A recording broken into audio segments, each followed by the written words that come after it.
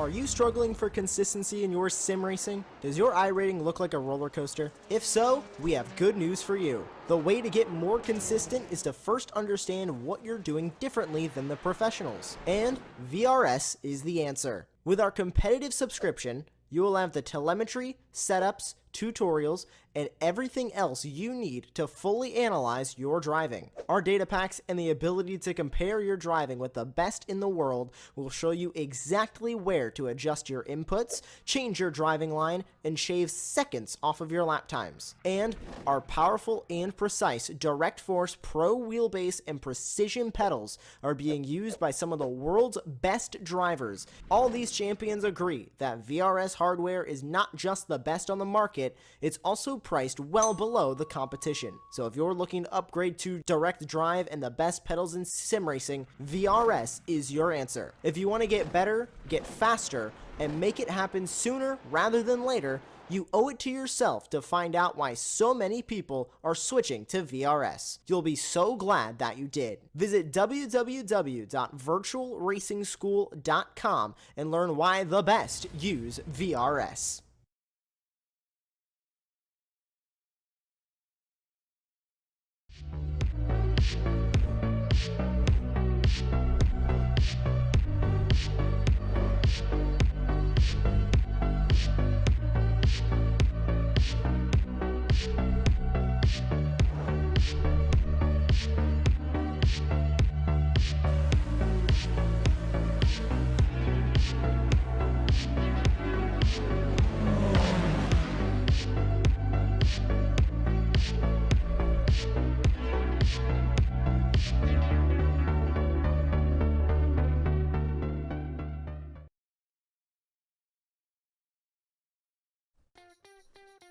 With the Spa 24-hour looming, many teams and drivers prep us well underway. And like any 24-hour race, it will be tough, grueling, dramatic, with teams either celebrating in jubilation at their result or commiserating in what could have been. But what better way than to get your eye in the game than here at the FindingSpeed.com Spa Sunday event live on Apex Racing TV and the Finding Speed YouTube channels, located close to the German border in the rolling hills of the Francorchamps region. Circuit the Spa-Francorchamps, to give it by its official name, is one of the all-time classic circuits loved by drivers and fans alike. I'm Tim Cox. I'm joined by Sam Fitzpatrick, who's wheeling double duty, starting the commentary van, making the magic happen behind the scenes in the virtual production trailer. And coming up for you tonight, we have qualifying, which is just about to commence underway. A few of the drivers just taking to their out laps right now. They've got 3 laps in which to set their fastest possible time, and they have the track completely to themselves in which to do so. And then we're going to head across into a 2-hour race that's come short. It's going to be an absolutely epic race, full of drama and excitement. Make sure you're tuned in for the duration. I can't wait for this one to begin, Sam. Yeah, it should be good fun. It's going to be pretty crazy. GT3 cars around Spa, in fact any cars around Spa, is always very chaotic, very strong slipstream elements, and of course we got a lot of strategy, and great to see the drivers being able to get some preparation for the 24 hours coming up next week.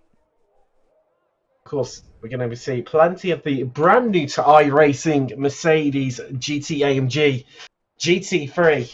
And a lot of the drivers electing to select that as their viable option for the Spa 24, and the field absolutely packed out with those. But we have got a lone Ferrari, 3 Audis, and 3 BMWs just to spice things up and give that bit of variety into the mix. It'll be interesting to see which manufacturer is going to come out on top. Now, across practice, Bo in the BMW and Busby in the Mercedes were top and doing incredibly well, head and shoulders above the rest. It's going to be interesting to see if those two can translate that across into qualifying and lock out the front row. There is one of the drivers. There's Bo in the BMW as he heads up the hill and down the iconic Kemmel Straight. Tarsby hitting the rev limiter in 6th gear before slamming on the brakes and getting the car turned into Lacombe and Moundy, this right-left Then right again, it's going to be definitely a hotbed for drama in the opening laps. Yeah, a little bit twitchy there. Of course, the BMW, notorious for being absolutely epic over the curbs. Been one of the main GT3s that drivers are selected in iRacing and been successful with as well over the recent seasons. And I'm sure it's going to be a large feature as well as the new Mercedes that I mentioned earlier in the show for the drivers. But he heads around Pouon. That's towards Lafanges. It's going to be interesting to see how he gets on. You see, setting a purple sector there, but of course he's the first driver to hit that. So that is going to be definitive. Will it be on a good lap as well? Interesting. When we get some times come in. Let's see, using through the right, left, then heading down towards Stavolo. That really short run. Now, Sam, it's all about getting it right out of the exit out of Stavolo, because that really impacts the top speed that you can achieve as you head through Blanchemont and throw out the anchor into the bus stop chicane. Absolutely, it's one of the most important corners on the entire circuit, especially with Blanchemont being so easy flat, really, in this qualifying setups that the drivers are using. It really does affect you all the way down into the chicane. He does put out the anchors, and that all seemed fairly neat and tidy. I'm sure there'll be room for improvement later on, but so far that's a good benchmark for him to set for the rest. So 2:14.9. Cracking lap from Bo there to set the benchmark. Drivers to beat Willoughby getting the second time on the board. As well, we have a scuttle load of drivers coming across the line. Busby takes new provisional pole there. The 2:14.7. Vesta, his teammate for Effect Esports. We've got 6 Effect Esports drivers inside.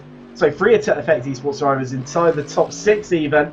So we've just been demoted down as I say that, but well, mentioned about those 2 protagonists and the initial pace being set by the pair of them, Vesta. Jordan Charles having good laps as well in the second row provisionally with Culverwell. Posma, that is Alexander Posma. Sebastian Posma was behind him on the grid, but it's going to start a row behind as things stand at the moment. Well, Lagerward, great lap from him to head up into 6th place in the Mercedes, but well, it's all about the Mercedes, isn't it, Sam? Initially in qualifying, it's only the BMW of Bo that appears inside the top 10 that isn't a Mercedes. Well, actually, made that even the top 12.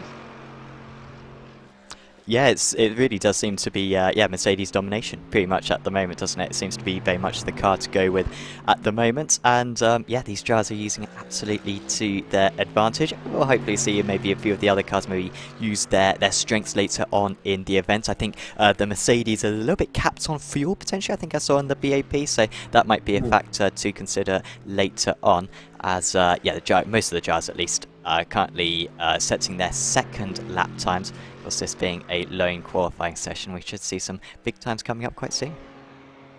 Sure, we will do indeed. Well, there's the man who held initial pole position, Bo, having snatched away from him by Busby. So he comes round through the chicane. He's, of course, called the bus stop chicane, still named by many of the purists that. Of course, it used to be a bus stop back in the day. It used to take a left and a right, followed by a right and left, similar to obviously what you have at Watkins Glen.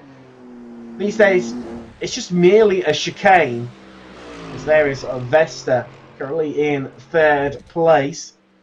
Heading on his outlap, just looking to go again. Going to be interesting to see how he gets on the Dutchman. And plenty of Dutchmen represented, especially inside the top 10. We've got 6 of them, no, scrap that, 7 of them, in fact, today. Here at the Spa Sunday event. That's on board with Culverwell now into the chicane.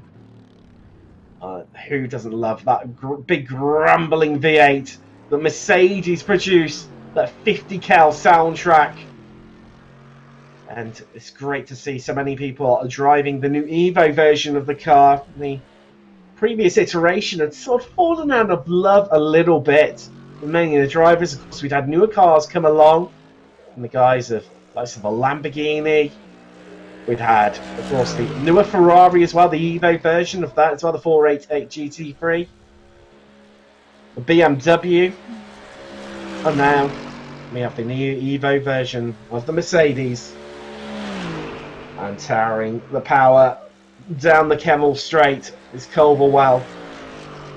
Just topping out here at around 270 kilometers an hour. Onto the brakes, mounting the curve, taking as much as you dare there into Lacombe, and taking plenty of the exit. Oh man, that's going to be a time deletion there for Culverwell, and he knows it, backing right out instantly. And I think that's going to be done and dusted for him in qualifying, because even if he heads back to the pits now, Sam, we've got 1 minute 30 left on the clock in qualifying. He's not going to have time to get out and get another outlap under is about to go again. And this is one of the dangers here at Spa, with such a long track length at 4.3 miles, nearly 7 kilometers long. Yeah, absolutely is. Yeah, I mean, it really puts you to the limit, as there goes Bo to the top of the standings. We've still got Busby to complete his next lap time.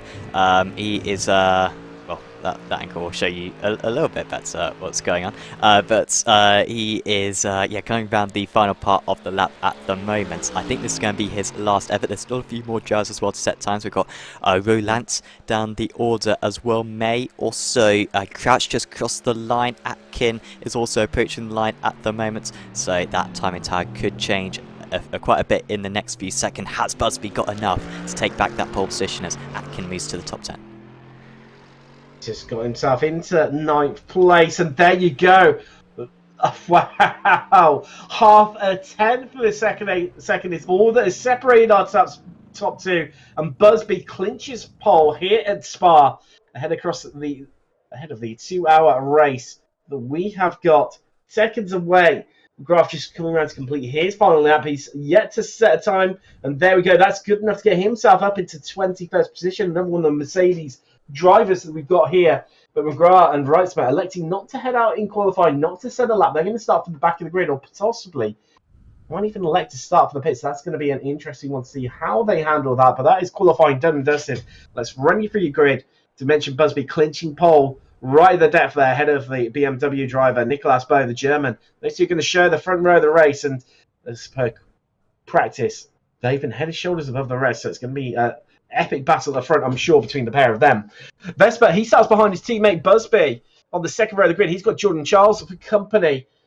Another Mercedes row, and follows suit a little bit because Colval and Roland both picking up the Mercedes in the third row. Likewise, Lagerval and May, Atkin and Pottsma. That's going to round out your top 10 and the fifth row of the grid. Then we've got Nathan Willoughby in 11th. He's joined by Sebastian Posma. Starting just behind his namesake there on the left-hand side of the track. Zakin and Hedgecock, they're getting on the 6th row with Crouch and Tehoff, the Gooch and Palomino, and Anne and Regan. They're going to round out your top 20 and the 10th row of the grid. Then through to, we have got McGrath and Mystic, Doxy and Gray. That's going to round out your 20... Sorry, apologies, got another row just looming there. Wrightsman and McGrath, of course, mentioned them, didn't manage to set a lap during qualifying. So we might see those start from the pits or at the back of the grid. At least I think so. They're going to actually grid up. They can just spot them in the background there, as that is on board from McGrath. There's Wrightsman, another one of the Mercedes runners. He's got a row of Audis in front of him with Doxy and Gray. Audi R8, known for being quite pointy, which can be really beneficial to the drivers, Sam, with getting the car turned in, especially once you start factoring later into the race with tyre degradation coming into play, and those tyres coming more and more hotter.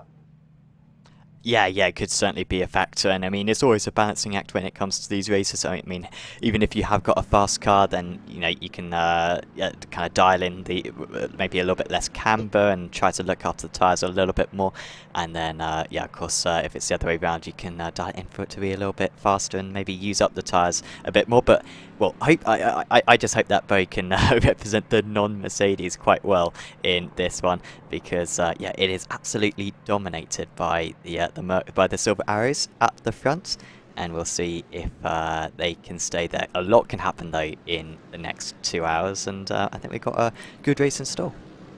I'm sure we have indeed, and I say, Sam, a lot can happen. I'm sure it is going to happen as they come around the chicane. Must be taking control of the field. The safety car is in here at Spa. Elected to go late here as let's get ready to go racing for the FindingSpeed.com 2 hours of Sunday Spa. And leaving it incredibly late is Busby there to just bring this away. Apologies, actually, we're using, of course, we're using the endurance pits. Very apt, of course, with being an endurance event. This seems like he's leaving it even longer, but to head out of La Source down towards the Rouge. Few drivers elected to weave. Bo cuts across, but we are away.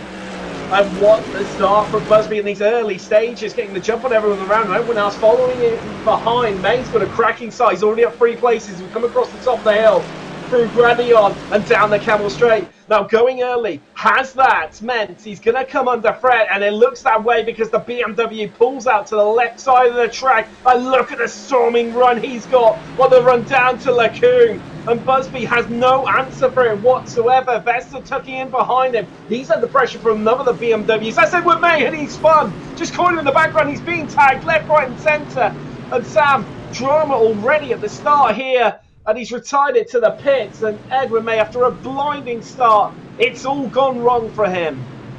That is absolutely gutsing. You just want to get through the first lap normally, but that was a big shame. I think there was some sort of tag. I didn't get a good view of it, but that is yeah, a big shame. It takes out a few of our drivers. I mean, Tyhoff has gained 9 places from all of that. He must have managed to just be able to slalom his way through the mess there was at Lake Coombe, and he's taken full advantage of it. But there's already quite a lot of field speed. He's some 5 seconds behind, and he's up in P7. Just see him there. The Mercedes runners. It's only the BMW of Bo now that's inside the top 10 that is not a Mercedes. There is our leader, and already opening out. Bit of an advantage here. Of course, another driver getting a good start was Phil Regan. He's up 7 places. Another of the Mercedes riders, and Palomino as well. He's up 8. Big gains, big losses. Great in the Audi, another gainer as well. He's down in 17th now. Great start from the Canadian.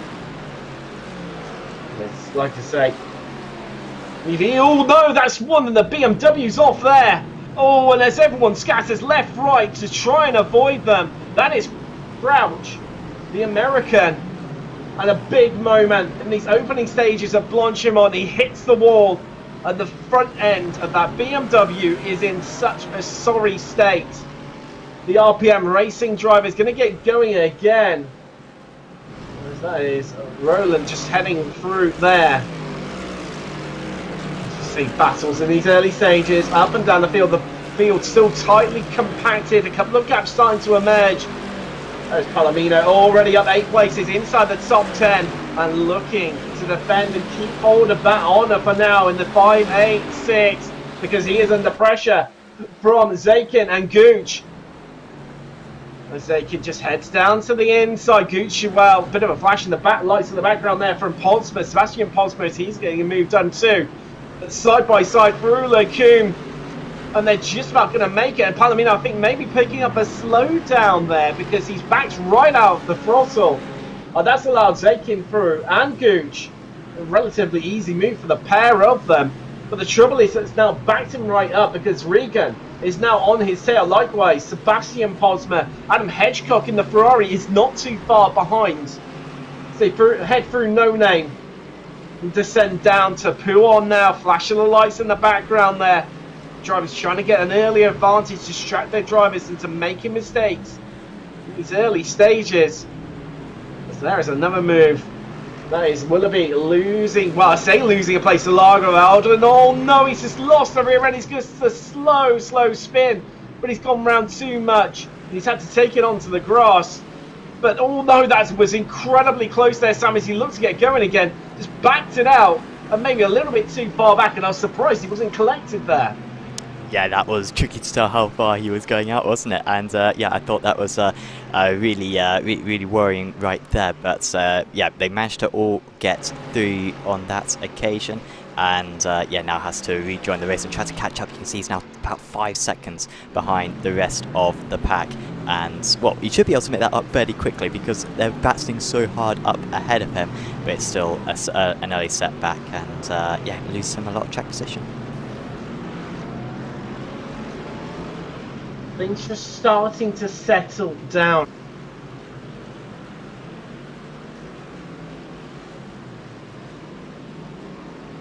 As we see Palomino just head through there. We're getting through Lacombe relatively safely. Now, a bit of a reminder, the drivers do have one fast repair at their disposal here today. That's going to come in handy. Should they encounter any damage, they will have to obviously pit stop due to fuel limitations. There's a move going on in the background there. Vesta and Jordan Charles having a right ding-dong into Lacombe. Vesta just holding on to that third place for now, but all this battling means that the top two are getting away from them. The only slight bit of comfort that they do have is Atkin and Tyhoff behind them aren't close enough to try and take advantage of this scrap. Although that's Busby, he's had a bit of a off spin there through No Name, and that is disastrous for him. He's going to be absolutely fuming by that one. And now Bo has a comfortable lead, 2.8 seconds clear at the top of the field. Now, when you have a bit of a mistake, as we've seen so far from a couple of our drivers, Sam, it's all about just collecting yourself up again, just getting back in the groove, not letting it affect you too much, and getting back on track as quick as possible in terms of your mental state and being focused. Yeah, you can't let those things get the better of you. Unfortunately for Busby, it's not too bad, but I mean, he set the fastest lap of the race on the previous one. He was absolutely flying along, and then of course that has really hampered his opportunities. Also, this battle going on, this Hedgecock versus Posma. Posma actually down 2 places from his race start so far, and yeah, he's still battling right now with Hedgecock. Very experienced driver, but he's not experienced enough to avoid the wall at Blanchemont, and that was a hard hit for the British driver. And look at that, he's almost Barbie style on the wall right there. That is going to require a fast repair, and will probably require him to come into the pits in extra time potentially during this race. It's all gone wrong for our lone Ferrari in the field. The Altitude Esports driver, the only bit of luck that he's had is it's happened right at the end of the lap, and struggling to steer to get it into the pit lane, and I can't see a body panel on that car that does not have damage to it. It's in a right old royal sorry state right now. You see crabbing down the pit lane. Absolutely gutting for him. Oh, what's been going on? Bo, you just briefly saw him there, our leader, nearly 4 seconds clear of the field. Vesta, he's in second. Was Busby only this time a lap ago? At least it's still a result for effect. Esports. But Lewis Jordan Charles, what can he do? May feel a little bit ganged up on here, but with all Mercedes, they're going to be strong and weak in exactly the same part of the track. That's the beauty of BOP, balance of performance, where it allows all these different cars with different engines to compete on a level playing field week after week across the globe. It's one of the most popular series going. That's really sort of, since it came along, it's just grown from strength to strength. You can see it regularly, even has its own game now, to be fair, and heavily popular within iRacing, whether it be the GT3 Fix, VRS Sprint, or the Endurance Series. There's always lots of participation going. So they head around Blanchemont. Bit of a full chat. Oh, skimming the curves on the exit, and Vesta under pressure from Jordan Charles. Electing just to sit behind for the moment, the Brit. And that could be the right move, because going too early can really cost you dearly, because it's all slipstream. Right, the exit of La Source, up the hill, down the Kemmel Straight. That's Culverwell, another one of a Mercedes driver. Just going to hear that quite a bit. today. The man from down under already he's dropped a couple of places. But everyone else around him remaining pretty stagnant, with the exception of Tyhoff, who's already up 8 places behind him. Call him the Flying Dutchman, one of the start that he has made. Bit of a damage to the front right corner, but we mentioned about that slipstream up the hill, down the Kemmel Straight, and that is what Jordan Charles is trying to apply right now. Vesta defensive to the inside. Who's going to be the last of the late breakers? You see the noses dip down there. And Jordan Charles hangs it right round the outside there to take second place in spectacular fashion. Vesta fighting back here, but the move is done and dusted. Oh, what a great move from Louis Jordan Charles there, Sam. Absolutely spectacular. Yeah, that was a really good effort. Had to work hard for a few laps to get that move done. However, I can't help but feel like, do you necessarily want to be ahead? Do you actually want to have the draft save a little bit of fuel in this period of the race? Maybe make that one-stop strategy a little bit easier. And, well, maybe you don't necessarily want to be in that place right now. So I'm seeing a little bit of movement for some of the drivers in the midfield, but I think that's just a bit of a connection issue. And also apologies to any of the paints. They should all now be working, hopefully. So a little bit of apologies for that at the start of the broadcast, as I think we have an issue for Alexander Gray.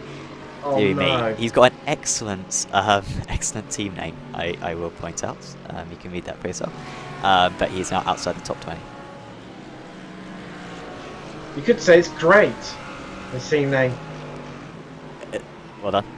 Is it too early for puns, Sam? I don't. Well, it's never a bad time. I mean, like you say, he had an absolutely blinding start. But he's still, after that spin, up an incredible 3 places in the Audi R8. But the Canadian are down to 21st for 50 Shades of Greatness Racing.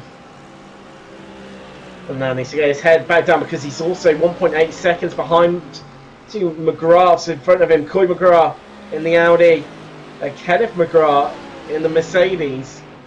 Boy, you're having an incredible start. He's up 7 places.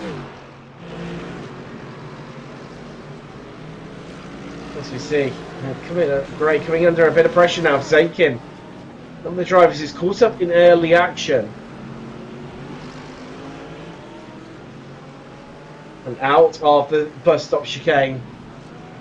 The run down now towards La Source. And who's going to get the best exit out of here? Up the hill. Absolutely epic angles that we have provided to us here, Apex Racing TV, in terms of the production. You can see the different cars playing out. The screaming V10 of the Audi, the grumbling V8 of the Mercedes. And here we go. It is game on down the Kemmel Straight. Gray does not go defensive, electing to stay wide. We've seen that work. There's Doherty making his way through. Lacoon. And that is the move done there from Zakin, the Frenchman, now up to 21st. Next target, Kenneth McGrath, another Mercedes in 20th. And number 8, you can bet your bottom dollar is going to be getting his head down. And already pulling out an 8/10 advantage over Gray in the Audi. Great stuff for the Frenchman there. Let's go pass up and down the field. One thing I have spotted, Sam, there is Vesta, who's dropped another place. Busby's his teammate has made it past him.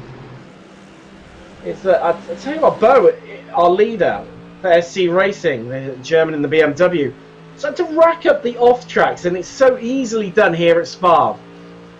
Absolutely, it's not as tricky as it used to be. They did become a little bit more tolerant a few seasons ago. I think maybe even a couple of years ago, in fact. But it is still quite easy because you can still go onto that tarmac areas. You're still going to find pace out there, and so it is always a matter of controlling that. And I think once you get into the pro drivers in the 24 hours, they'll be using those 100 instants that they've got to spare. You don't want to necessarily leave them on the table. You want to be able to use them almost as like a bit of a boost button if you possibly can.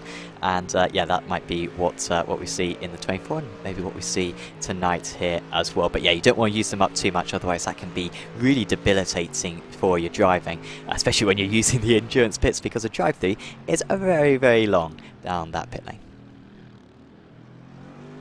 So you say they're trying to find some pace. Do you think actually they're trying to find some speed? You're on fire tonight. But we're only quarter of an hour in, Sam. That's 2 down already. Well, stay tuned to see how many I can rack up across the next hour and 45 minutes. There is the lone Ferrari of Hedgecock. Wow, a great start undone from him with that contact to the wall. In 24th now for Altitude Esports. Sucking through as we've got battles up and down the field. South Korean, Timothy Ann. He's got Davey Reitzman, another of the Dutchman in the field. In the Mercedes, right behind him. So head through a no name. Just a run down to Puon now. I think that's where it gets tight, technical. One of the places you can pick up the off track so easily is that point there, as we see.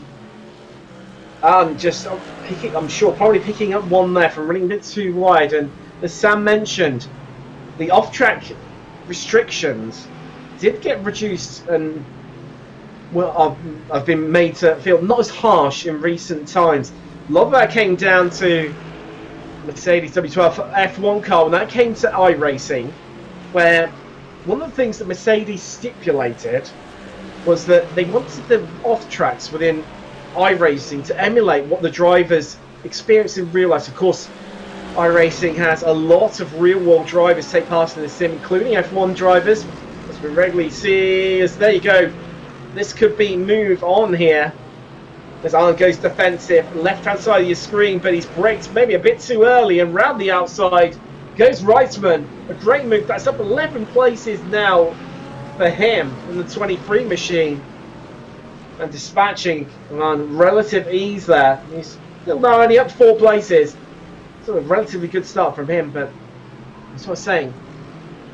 One thing that was stipulated was making the loft tracks the same as what do you expect in real life, because the last thing that they wanted was the drivers getting used to iRacing's off-track limits and therefore affecting and impeding on their real-life pace, where they maybe have a bit more freedom in some of the corners compared to others. And of course, iRacing, naturally, when they rose to the challenge, adjusted things. You regularly see the likes of Verstappen, I've seen Perez on here, and former F1 drivers, Chandler, Davison, DeResta. I've seen, it's basically a who's who pretty much, isn't it, Sam? I've had the absolute pleasure. That's a slight surreal moment the first time you race against a real-world driver. I've raced against Nicky Team and Shane Van Gisbergen. I know that current third place Paul Busby has raced against and beaten at Long Beach in a GT3 Fernando Alonso. Well, that's quite something. I mean, I remember annoying Nicky Team a lot in like a prototypes and GT race. Oh, as we got alongside here, is this going to be a change of position? Yeah, that's miles off the circuit there for Doherty, so he drops behind Willoughby there, who I think had issues earlier on, didn't he? Did Nathan? So he's down 5 places from his start, and now they've got Roland right behind. He started up in P6, did Roland. So Doherty's kind of around some very quick drivers. I think Chris Gooch has had a problem. Look at that. Now it would be great to get a replay of how that one happened. I'm not quite sure if I'm going to be able to find this one, but yeah, right. it was quite a crash. Yeah, someone looking good there. It looks to me like the exit of Stavolo. They had the incident. And maybe the replay will have to explain a bit more about what happened to him. Let's see there, but there you go. So there you go. Off gets a bit wide, but that doesn't affect him too much. There you go. Caught the bit of the grass, the AstroTurf, and the gravel track for good measure on the exit there with the rear left of the BMW M4 GT3. And that purchased him a one-way ticket to the barrier on the inside for Chris Gooch. Not the start that he would have hoped for here at Spa. I'll tell you what, since getting ahead, Jordan Charles, he hasn't really been able to pull away too much here. Still, if it's not one or the other between BuzzFeed and Investor, the Effect Esports guys still staying onto his stale, but all this is going on. They're just witnessing Bo pull away lap after lap. Last lap alone, the only driver in the 216s with a 216.64, whereas these guys were lapping around about the 217.2 mark. So that is the difference in pace that we're currently experiencing. 0.6 of a second. And that is why Bo has got a 7.2 second lap after only 20 minutes of racing here at Spa. There he is, the SC Racing driver, all in a little world of his own. But I mean, Sam, this is a bit of a tricky one, isn't it? Because you still have to remain laser focused, because one little mistake and it can be so dear. Because in a lot of the places here at Spa, the walls at the track, as we've already witnessed, are quite close to the edge of the track. It's that old school circuit vibe that Spa still inherits from its history. And it's so easy to lose that big lead as much as it is to keep it. Yeah, it's a super tricky circuit, this one can be. Yeah, that's why it's got sort of the reputation that it does, and yeah, going to be really tricky for him to hold on to this one. But he would have done so many practice laps, I imagine, have all these drivers in fact, and so they should have a better opportunity at being able to avoid any incidents as they go round. Yeah, of course, if you're prepping for the 24 hours, this 2 hour stint, this is what you're going to have to do a few times, as these guys are getting very unnecessarily close. I wonder if this is getting a bit personal. They're making contact down a straight, which is never a good thing, and they're losing each other heaps of time. And this is Anne versus Willoughby. I think that's Anne just confirming that move. Willoughby now down 4 places when it starts. But this is iRacing versus Effect Esports. It's not going to be over, and also Roland is catching up to these guys hand over fist. He is, isn't he? You see the different lines there. So they came across the top of the hill. Blanchimont. So not Blanchimont. Completely wrong part of the circuit there. Radion even. Ended in on. There's Willoughby up the inside onto the brakes. Oh, bit of contact there. It's love tap from the rear van. Luckily the two drivers have not made contact, and then Willoughby just slowing up, it seemed, on the apex to keep hold of that position. The flash of the lights from Roland, who's now right in the fight with these two, but they need to be careful because Doherty, the Irishman in the Audi, is closing in too and looking to join in this fight. And a little bit of afters there, maybe, where Willoughby not overly impressed from that bit of contact from Anne as they turned into the corner. Yeah, that was... Oh, as we got another instant duet, the driver off the circuit. I think Lagervard has just had a crash, or has he just disconnected from the session? Yeah, I think he's disconnected, Sam. I think, unless he's had a bit of an incident. Oh wow, he has had a big incident there, Sam. That's on the run down to Lafanges, I believe. Or no, that's on the exit. Sablo. Yeah. Wow, that's why he's disconnected. Should be a little bit better, this one. Oh, he's way off. Caught the gravel. Wow. Caught the gravel on the outside. Set spinning. The Avensis Racing driver making full head-on contact with the barriers on the left side of the track for him. Right side of cameras, and this is race done, Justin, and he joins the list of retirements here, which we've already had. We lost Gooch on lap 7, Hedgecock on Lou Ferrari on lap 5, and May on the opening lap. 2 BMWs gone. And I think Phil Regan, I think he's had a bit of an incident, Sam. He's been dropping a few places. Hanover Fist, all that's at La Source, isn't it? This is, I'm guessing that the XZ Racing drivers just lost the rear there. They've got a bit too excited on the loud pedal getting out of the corner. We're going to see here. So all looks good for now. Not under much pressure. Turns in and round goes the rear. Of course, that is that little bit of a dip on the apex of the circuit, and it's so easy to get into that, and it just unsettles the rear, and Regan just showcasing exactly what happened. And now he's coming in the pressure from Kenneth McGrath as well. Yes, yeah, the two of them are extremely close to one another. And yeah, McGrath versus Zykin right now is this battle. That last lap, Zykin 1 second faster than his rival. In fact, he was pretty much faster than everyone up to P3 was Zykin on that last lap. He's absolutely racing along. Qualified P13 did the French driver, but he now finds himself over 40 seconds off the race lead.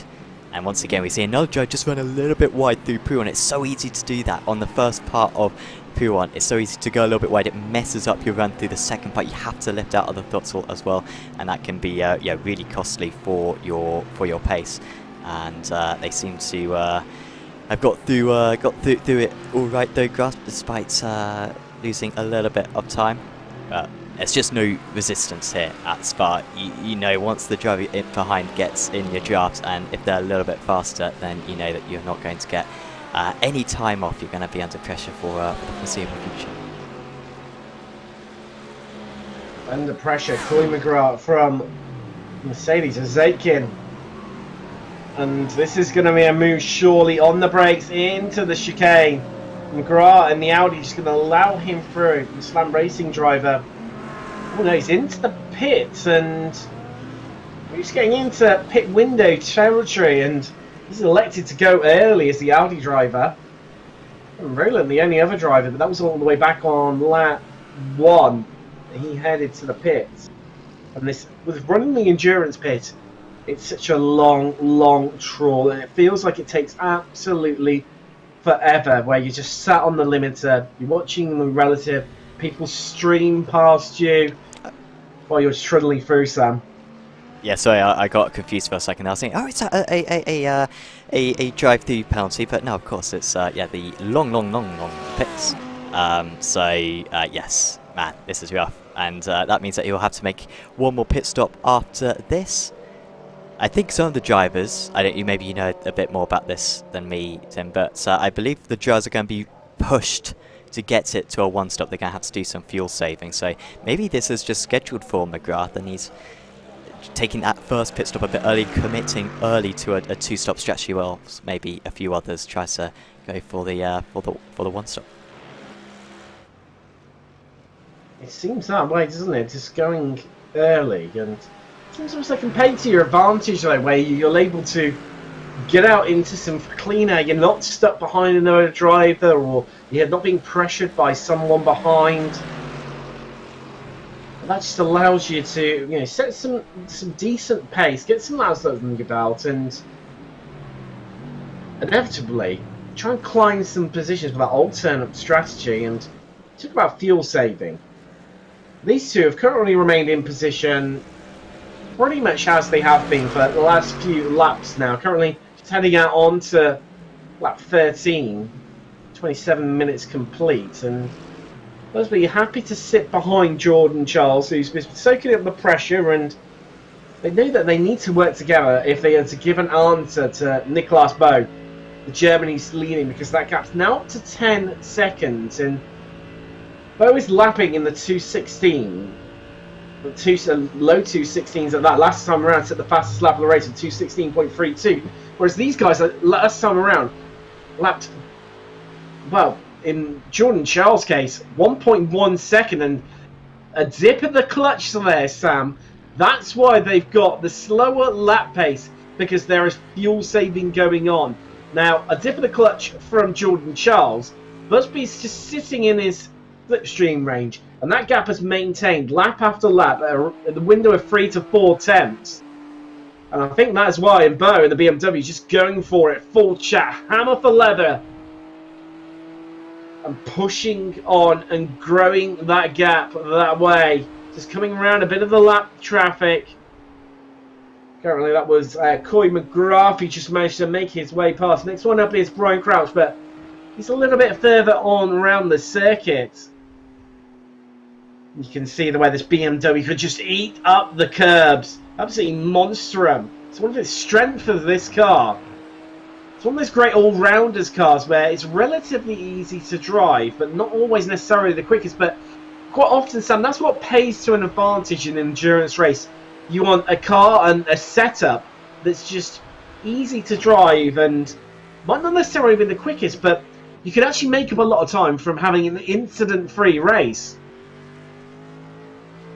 Yeah, for sure. Yeah, you need to have that safety underneath you whilst you're racing around. Then maybe for this race, maybe the drivers would have set up a slightly more risky car, maybe taken a little bit of rear wing out of it, so that they got a bit more ultimate pace. But I mean, if they're using it for the 24 hours, for prep for the 24 hours, then of course you want to have a stabler car as possible. You feel like you can push it as hard as you can, and you're not sorts of on your tippy toes for the entire race. Otherwise, that's going to be a very long day of racing potentially for you.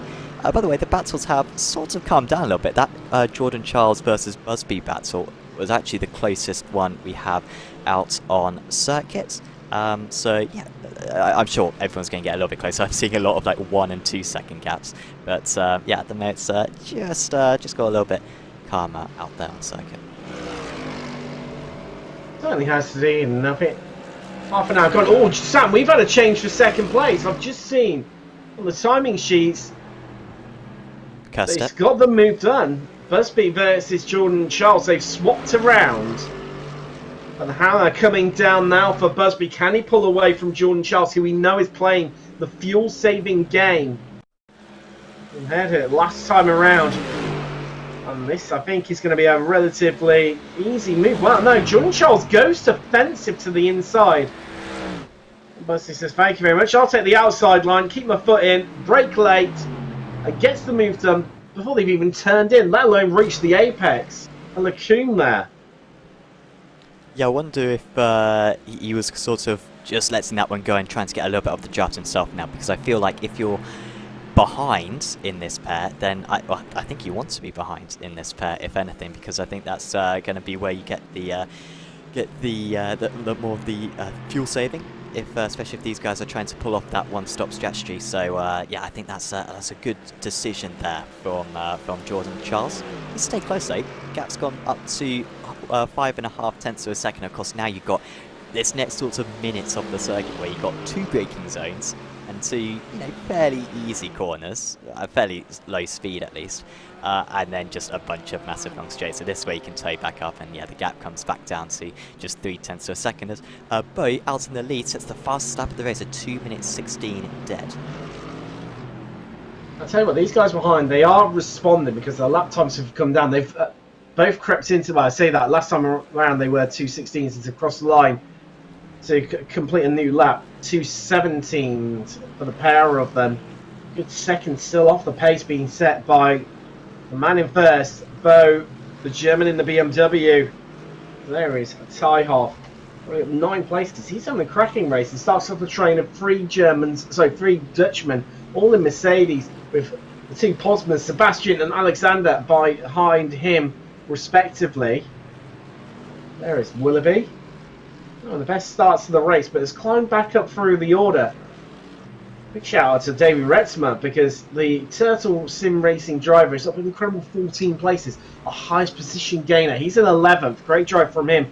Paul Regan, he's had his own issues and contact with the water bar. So no, a spin even to the source. As I think something happened to Darren Doherty He's out just gone on into the circuit. pits. Yeah, Oh, I but see he that. did crash as well. So No. yeah, I've just seen that one pop up red. Here we go. No, down into the Crash bus coming stop. into the pit stop. Sorry for interrupting there, but that's what I can imagine. No, he's all right. I think it's just he was going so slow that's just triggered our screen. But I think he's actually all right. That's okay, because he was having an absolutely great race with the Irishman. And beginning that long trundle down the pit lane. There he is. Johan Palomino, the Spaniard, up 8 places into 10th. He's on a cracking race, and here's another driver. He's had a bit of commiserations. Alexander Gray, Canadian, had an absolutely blinding start. He was one of the guys who really was able to make hay while the sun was shining, while May of Boosted Motorsports was having his hard spin down between Lacombe and Malmedy that sent everyone scattering left, right and centre. he was able to just progress through the field. Then, of course, his only issues has sent him back down for the yo-yo races. Oh, near contact between the Mercedes. They fly through Bunchemon, and that is not a change for place, but it's getting incredibly close. No, sorry, it is a check. Apologies, it's a change for place. That's Retzma. So Retzma now inside the top 10. Only just he's in 10th place, up 15 places. That's right, 15 places. I bet it's fans of patterns. That now makes it 4 Dutchmen in a row. Tyhoff, the 2 Posmas, and Reitsma joining them, all in Mercedes. Another, the Spaniard of ST Racing, Johan Palomino, down to 11, still up 7, sorry, which is still a cracking result on the 586 machine. They're just cracking, epic sequence of corners there. Through Eau Rouge, Radion, you can see he's gaining. Are we going to see a move? No, backs out of it. Bit of fuel saving coming into play. Strategy definitely at the forefront of our drivers' minds here. These early stages, run a quarter of the way, which is over a quarter of the way through the race here. 16 laps completed. 35 minutes out of 2 hours. Bo leads from Busby in second. Jordan Charles in third. Those two swapping places, but that gap remaining constant. Vesta, after a good start from him, he remains in fourth. As, ooh, what's this replay going? Oh no, surely not an incident for Gray again. Is he heading into the pits maybe? It's just been enough to trigger it. Apologies. No, that's right. It's better we check these things out because then miss it. Nice. Okay, so he's headed into the pit, so that's not going to begin the long trundle down the pit lane for him. So Vesta, he's fourth. Reece Aitken had a relatively quiet place, but up 4 places into fifth. Good result for him. Likewise, Cam Coldwell of Sim Racing Grid in sixth.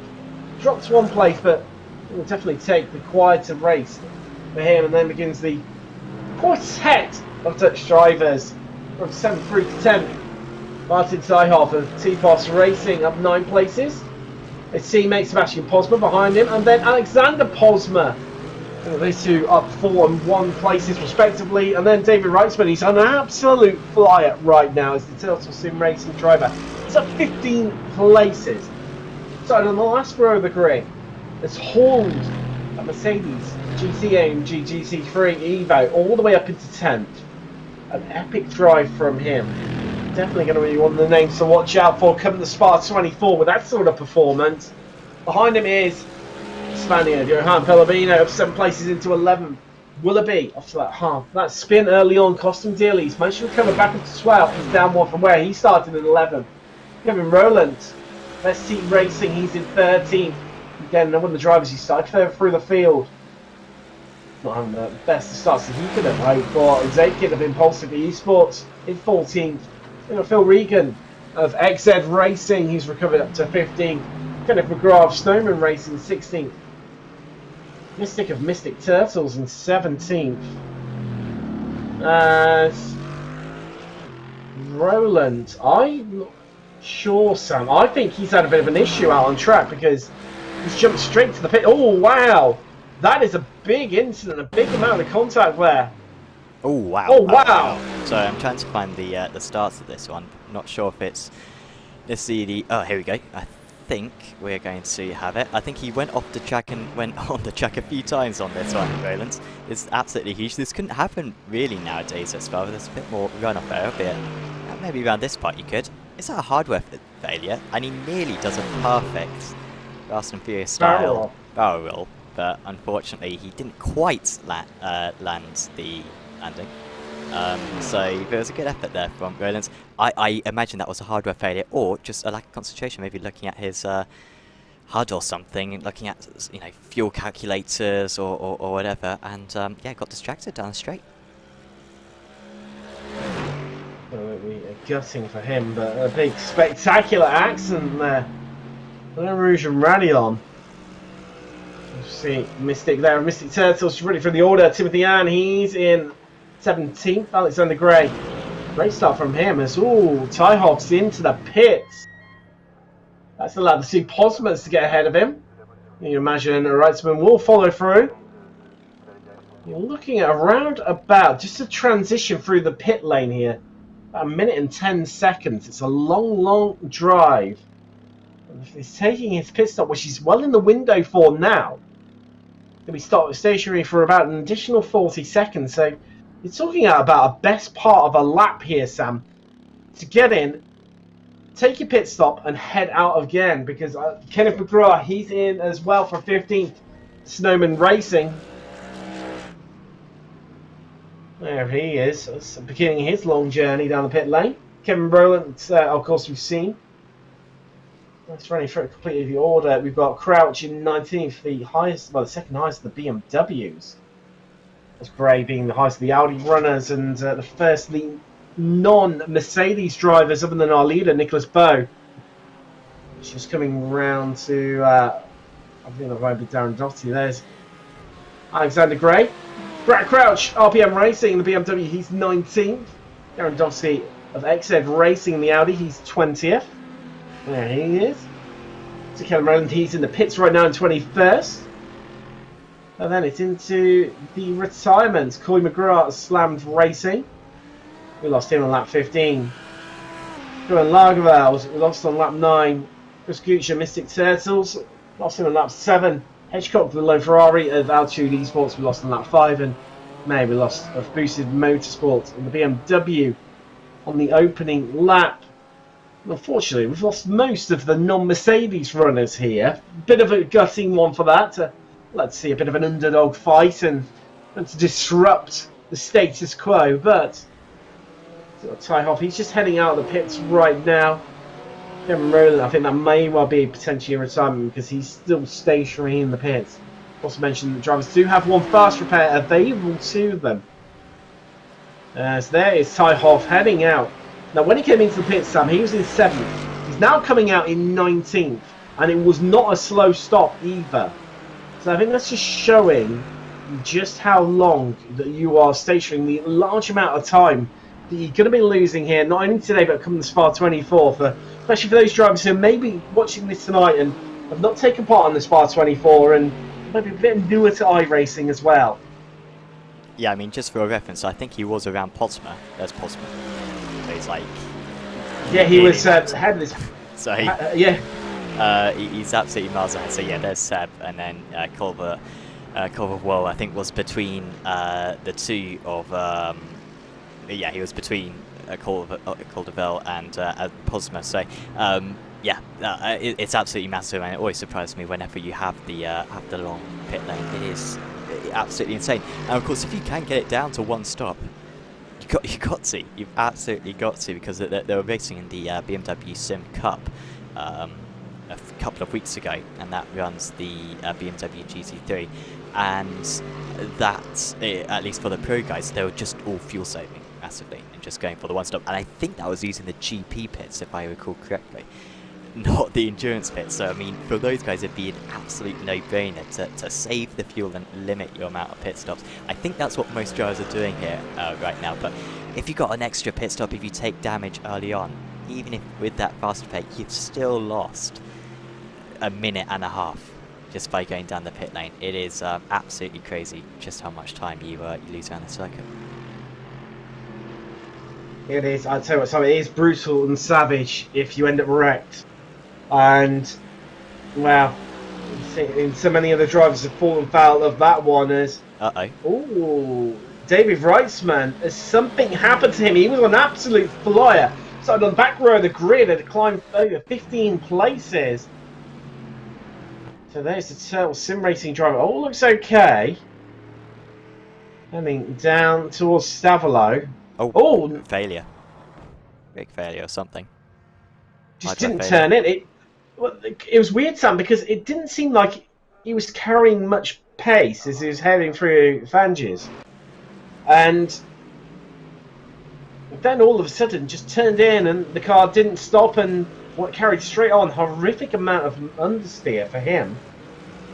I'll tell you what, I think something's happened to Kenneth McGrath as well. Looking at this. Currently he's down in 15th place. As Reese Aitken under pressure from Cam Culverwell. SD Racing versus Sim Racing Grid. It's Reese. His teammate Nicolas Bow still leading. I got 12 seconds. So since Busby has made it past Jordan Charles, he's managed to at least keep that gap sort of stable. Last up alone, those two 1/10 even apart in terms of lap time between the pair of them. That gap's still on mammoth 12.7 seconds, and I think the damage may well have already have been done, Sam, in terms of that battle for the lead between those two. Yeah, definitely. Yeah, I think I don't know if well, Busby, their pace has got very good, so I'm trying to figure out. But like, yeah, on that last lap, Busby and John Charles, yeah, personal best laps of the race.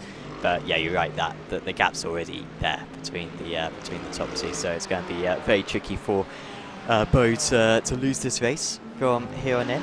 But I don't know, maybe if he has to fuel save a little bit more later on, that could be a difference. We should be able to get the lap time history actually up on screen, and you can see how there hasn't been a big difference for a while. Still Bo ever so slightly faster, but this is Spa, this is a long circuit, so it's not a big difference. But look at that consistency. Every lap recently, gradually getting slower, but that's probably due to the tyre wear, but still within 0.3 of a second of one another. Busby, absolutely lightning. Look at that, 15.8, that's the fastest lap of anyone so far in this race. Wow, what a lap there. First driver into the 2:15s, and not even by a slim margin, nearly 2/10. A great lap from him. Maybe traffic as well, Sam, starting to play a little part of the story of what we're seeing unfold, because I tell you what, Bo, he's just had to get past Crouch and Tiehoff by the looks of things, so I think that may be why there's a slightly slower lap, but even so, electric pace from the FX Esports driver right now in second as he hunts down his rival at the front of the field. But well, and if he was doing that lap time with fuel savings, we just had that massive dip of the clutch there, Sam. I think that just makes it all the more impressive, really. Yeah, it's absolutely mega right now from Busby. And well, I mean, where was his pace earlier on? I mean, I don't think it was just because he was fighting, because even when we did see him in clean air, he wasn't delivering this level of pace. But yeah, all of a sudden, half an hour into the race, or 45 minutes into the race, and he's passed it into a sweet spot, and he's making pay right now. Of course, whilst these guys absolutely want to win this race, this is a good barometer to see where they are. Many of these guys were raced against each other in the Finding Speed GT3 Championship, the Aztec Championship, and also probably official season or whatever. So it is interesting when you're out there to compare your lap times, because sometimes you can have a driver who's put in a few hundred laps of a circuit, turn up, and you're usually half a second clear of them, and all of a sudden you're beating them, or they're beating you, sorry. So whilst Busby may not be able to bring this gap all the way down, if he can cut it down and feel like he was actually faster than Bo today, I think that would still be a little bit of a victory in itself, and bring him some confidence going into the race in 6 days' time. Zip of the clutch there once again into the bus stop. Yeah, the fuel saving strategies that are being played out definitely by Busby. I'm sure many other of our drivers here on Spa Sunday with Finding Speed. And let's give them a bit of a shout out to them. They're Finding Speed. They're an iRacing and YouTube content creator who provides broadcast community races, leads, how-to videos, and coaching for iRacing enthusiasts. You can learn more at findingspeed.com. Now, in tonight's race, drivers will be using the same cars and, of course, the same conditions as the first 2 hours of the iRacing Spa 24, and of course it's providing a perfect ground for the teams and drivers to test a full double stint ready for the real event next weekend. I tell you what, if you'd like to take part in future events, you're thinking, do you know what, there's been some great racing here in this event, you can find out more by signing up to the mailing list at findingspeed.com to get updates of any leagues as they come along. Also, Finding Speed YouTube members get free access to all broadcast community races and discounted coaching, among other perks. You can learn more by clicking the join button on the Finding Speed YouTube channel. And of course, get yourself and Sam doing a great job, and see more of these great videos. Get them into your algorithm. Don't forget to give it the thumbs up if you're watching us either on the Apex Racing TV channel or if you're watching us across on the Finding Speed YouTube channel. Yeah, highly appreciated. As you hear the dip of the clutch there from Vesta. As we're hearing for so many of our drivers, and I tell you what, responses are coming in, Sam, because last time around, Bo, new fastest lap of the race at 2:15.7, the first time he's gone into the 2:15s there. So definitely seeing the gap shrink there by a noticeable amount from Busby and Bo. Going quicker. It's going to be interesting when he crosses the line. Is he going to go quicker again? The fuel's burning off. Excuse me, burning off now. He has crossed the line. Well, no, it's not another new fastest lap, but still the 2:15. So it goes a tenth slower than on the previous lap. But still, frighteningly electric pace here today that we're seeing from our drivers. So you see in the graphic in the bottom left corner of your screen there, best at 2:15.7, which was the previous, well, 2 laps ago effectively. This last lap at 2:15.866. So 1.5 tenths separating those two, as he's still battling for the victory here. 12.6 seconds clear of second. I'm just starting to see the cars on the horizon there down the end of Kimmel Straight. One of them is Alexander Gray in the Audi of the 50 Shades of Greatness racing team, and the other one, not too far ahead of them, 2 seconds up the road, is Kevin Grubb, Snowman Racing. And I'm not hearing the definitive dip of the clutch from Bo right now, Sam. Definitely seems to be lifting off early though and coasting through the corners to fuel save that way. Yeah, there's I guess there's different ways to do it. There's no short shifting. I think a lot of people who may be familiar with real life motorsport would kind of associate that with saving fuel, but at least as far as I'm aware, it's all down to your throttle input. So actually, short shifting is actually going to hurt you because it's going to compromise your straight line speed, and you're going to spend longer time on the straights and apply more throttle. So yeah, it is mainly that lifting and coasting, but yeah, of course, if you're coasting, not necessarily with, you know, your throttle just coming off or the clutch being dipped in, if you are also carrying the speed instead, just extending the braking zone slightly, then that could work as well. So well, we're going to find out in about 8 minutes time really what's going on in this race. I mean, if Bo can't make it to the hour mark, or at least not get close to the hour mark, then Busby's obviously the overwhelming favourite with that long pit lane. That's going to, you know, be absolutely pivotal. But yeah, if they can both get to sort of 58 minutes or so, that's another 4 laps, then I think they'll both be, then the race will probably stay about similar to what it stands at the moment. So these two haven't really left each other alone for most of the race. Adkin and Culverwell. The Brit versus the Aussie. There's going to be no love lost there in terms of the 2 rival countries. It's like the iRacing's, you know, sim racing equivalent of the Ashes being played out live here on the Finding Speed YouTube channel and the Apex Racing TV channel as well, because definitely maybe some slipstream fuel saving going around for Caldwell. He sat behind Aitken for the entirety of the race. We're now currently on to lap 24. 53 minutes nearly completed. And there is a Noah Pitter. That is Willoughby. He is in. It'll be interesting to see how Tyhoff has gone. He was one of our early pitters. And obviously, due to the length of the pit lane, we know to make you massively, he headed all the way down to, it was about 19th at the time. He's now up into 18th. We'll see how that one plays out. And I've got to shout out as well the real respectful racing earlier from Darren Doty in the Audi of XZ Racing, where he saw these two coming through, nose to tail one another, and just pulled out the way.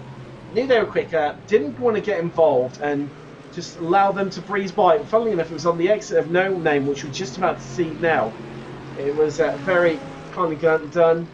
Big shout out about that. Would you love a bit of respect and, you know, being kind to one another out on circuit and not get involved where necessarily maybe shouldn't do, especially when you're a lap down and yeah, you've got 2 guys who are fighting hammer and tong for a position. Yeah, it's really good to see, and of course when your race is very much compromised, then it can be a little bit easier to give up those positions compared to, say, if you were in your own battle, but you still got to have a wise head on you, and it is good to see that. And of course, this is a very good, very well-mannered league as well, very good community. It's the Finding Speed community. Like I was saying earlier on, many of these drivers would have done plenty of races against one another in the past. And so over the course of that, you can really gain some respect. Sam, as I think something's happened to Ty Half, and I hope he hasn't brought the curse to commentate on him, because he's leapt straight to the pit lane. I think he entered the pit lane, but we're going to find out. There's a bit. I mean, he hadn't stopped that long ago. Just what sort of threw me, really. I wouldn't expect to see him in again. Well, Sebastian Posma and Alexander Posma, they're both in. So yeah, he has just headed in. I mean, a little bit unexpected, really. I mean, he had that stop earlier, and I thought that was him done and dusted, but that's really compromised his race as he gets down into the endurance section of the pits. It's the Grand Prix section at the top of the hill there. I'm curious as to whether this is a drive-through, perhaps, because you're right, he's already It would pitted. make sense, Seb. Sorry, I called you Seb there. You used to so many You're comments too as well. kind. I'll take that as a compliment. Oh, I yeah. think that he is just going straight through, isn't he? So I think this is a drive-through penalty. Well, I did wonder, because, Sam, in terms of the instant limits for the drivers here to incur a drive-through, they're allowed 17 incident points. Now, for those, again, who are maybe a bit newer to iRacing, what is an instant point? How many do you incur? What for? Well, if you go off track or just out of track limits, you incur 1 instant point. If you make contact with another car, that's 4 instant points. If you spin, lose control of the car, that's 2 instant points. So that's how you incur them. Now, a lot of the drivers, they're going to rack them up through track limits in violations here today at Spa. There's got a lot of drivers into the pits. We've got the 2 Posmas who mentioned, Zykin, Mystic and Arn, all in. You see them where the stage they're at, even on the pit lane, or actually in the pit box. Notice where they've got pit on the turn left-hand side of the screen, or pit lane. I'm just having a look right now. I think Willoughby's had an incident because he's not actually in the pit, Sam. So it's not one that's been triggered. As Jordan Charles, he's in from 3rd right now. And really, and Vesta from 4th, he's in 2. Hive of activity out there right now. New fastest lap popping in from Bo, our leader, at 2:15.5 dead. I mean, rounding up ever so slightly on our timing sheets that we have in the background here in the commentary booth. Definitively a 2:15.495. There's Atkin in, Palomino in. Many drivers not able to make it quite up to the hour mark, Sam. And although they're definite full saving, just maybe not quite enough, because the goal is to get as close to and ideally as much over that 1 hour mark as you can. Yeah, they're going to have to make another pit stop. We wait to see if Bo and Busby can get as far enough. They're over. By the time they come into the pits, if they do come into the pits, and they'll be over the 58 minutes. So you would think that they're going to commit to it, but then, you know, saving an extra lap, because then they've already been saving, would be tough. So very important that Bo is able to complete another lap coming up. And yeah, all those drivers coming into the pits. Any bad pit stops? Sebastian Posma had a 1 minute 11 pit stop. So I think he got held up. He was behind his namesake, wasn't he? And now he is 27 seconds behind. So I think he must have been held. I think so. It's talking about, obviously, those drive-through and penalty limits, obviously, before we had that hive of activity in the pit lane itself. So the drivers are allowed 17 penalty or incident points. Wow, this fuel saving, and then there's what Bo has just done there into the bus stop chicane, and he's in. Our leader is into the pits. Here we go. Has he done enough? Is that going to maintain? It was about 13.5 seconds when he entered the pits. There is the 2nd place driver, Busby. Effect simulation. He pulls in as well. Now, This is where the pit crews go to work. They earn their money. A lot of time can be lost to gain on that race up to the pit limiter line. Palomino's on the pit exit. He's heading out after his tyres and fuel stop. And what is going to happen in that battle for the lead as Culverwell is into... I thought he was going to do another lap. I was getting really excited there. I was saying, oh, he's absolutely nailed this, says Cam.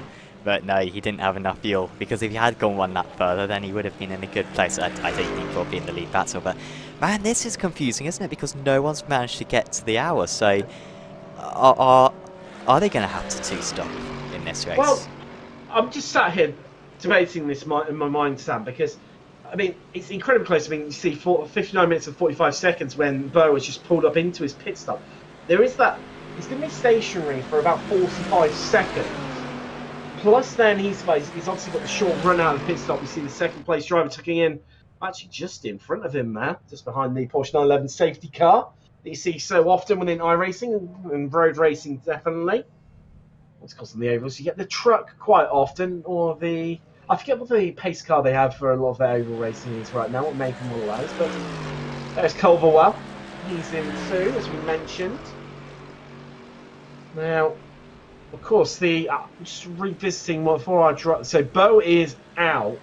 Let's not forget that gap between himself and second place was about 13 seconds. And I think, Sam... Okay, should be going now. Revving the engine up, waiting for it to go. There we go. He's away. 2 seconds It longer. It was, wasn't it? Wow, 17 seconds. There's Culverwell. Now, where is Jordan Charles, Sam? Because he's actually... I think this could even be... No, he's just going to head past. There you go. Erosion rally on. Vesta's headed through. So, Atkin... sixth. Where is he? He's the definitive one who Culverwell was battling with. Oh, this is going to be close because he's coming out on the pit exit, so Culverwell's got the jump on him, but Atkin's going to have all the speed that he's carrying through. Here he comes like a freight train steaming through, but it's not going to be enough. Down the Kemmel straight, Culverwell goes defensive. And this is going to be a change for position, but maybe quite not, as Aiken right round the outside, but just runs it in too deep on the brakes. Culverwell is going to hold on to this fifth place here. And what a move by the Aussie.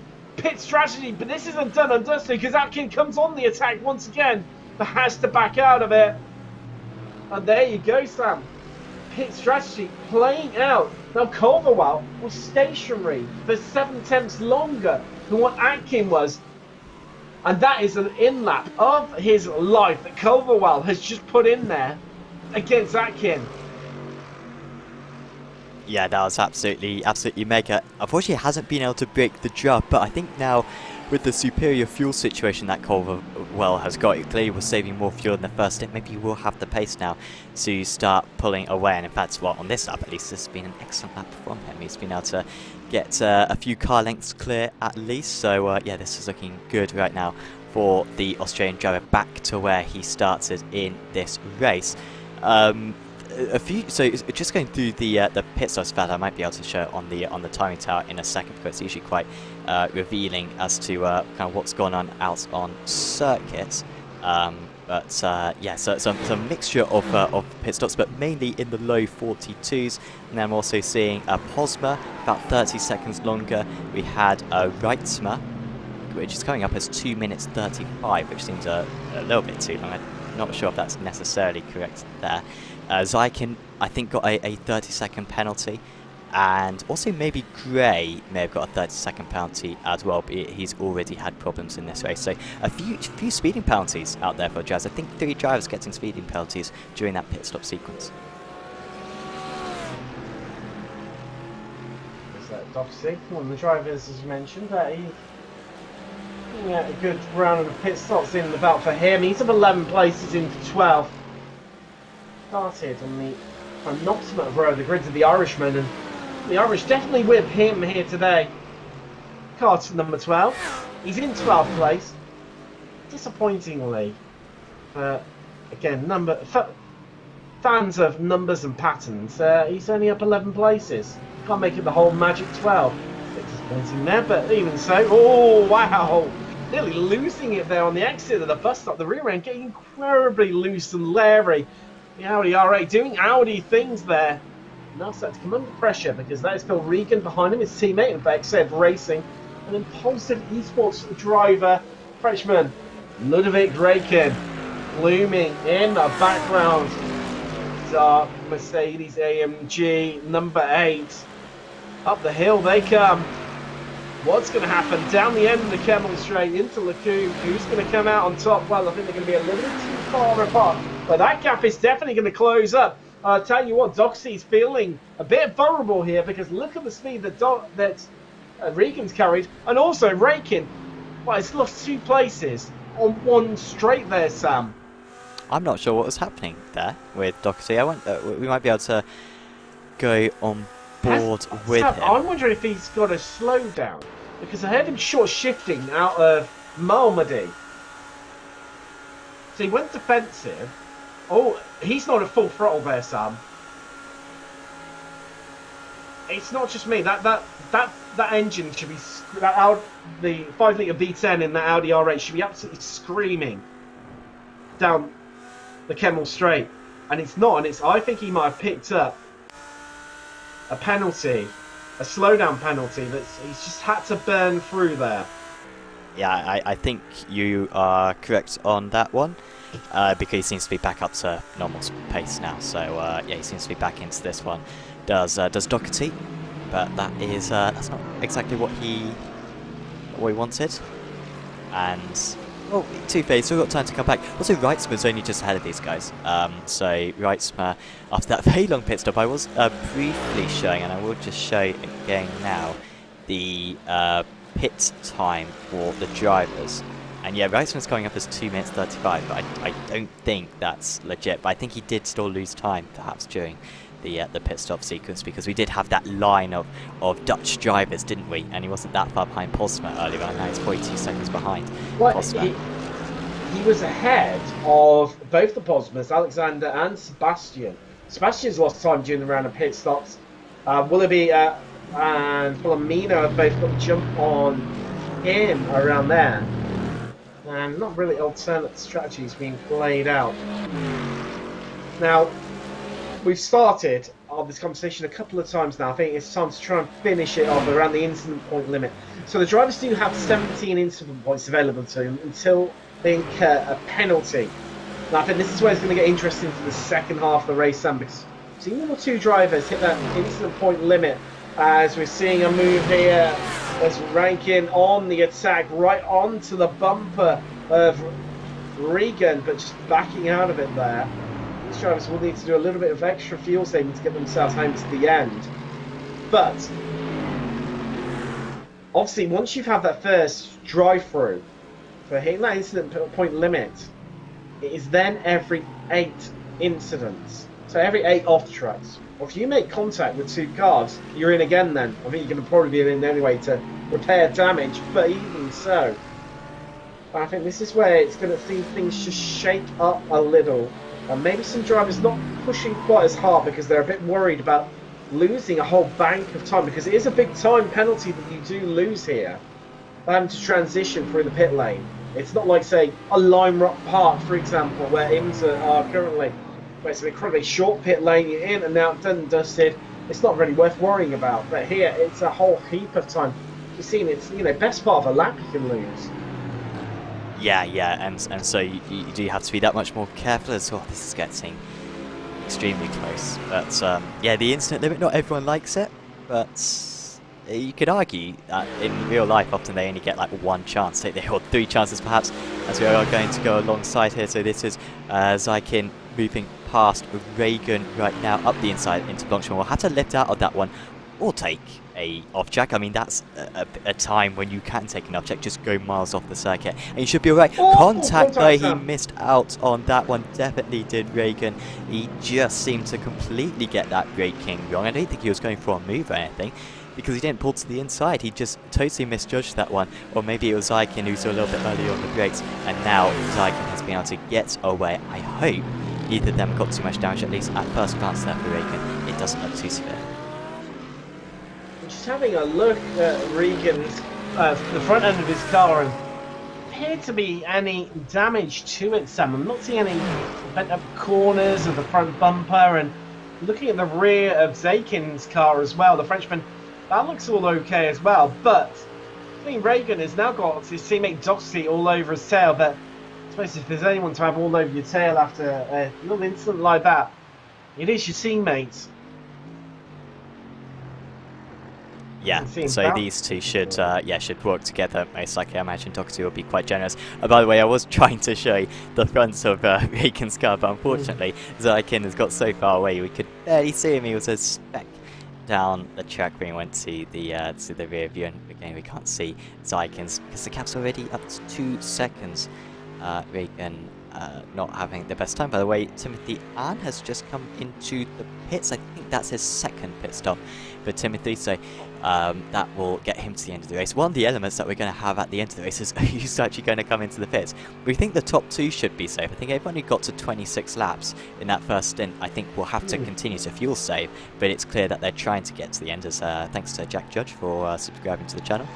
But for everyone else, it's going to be tricky.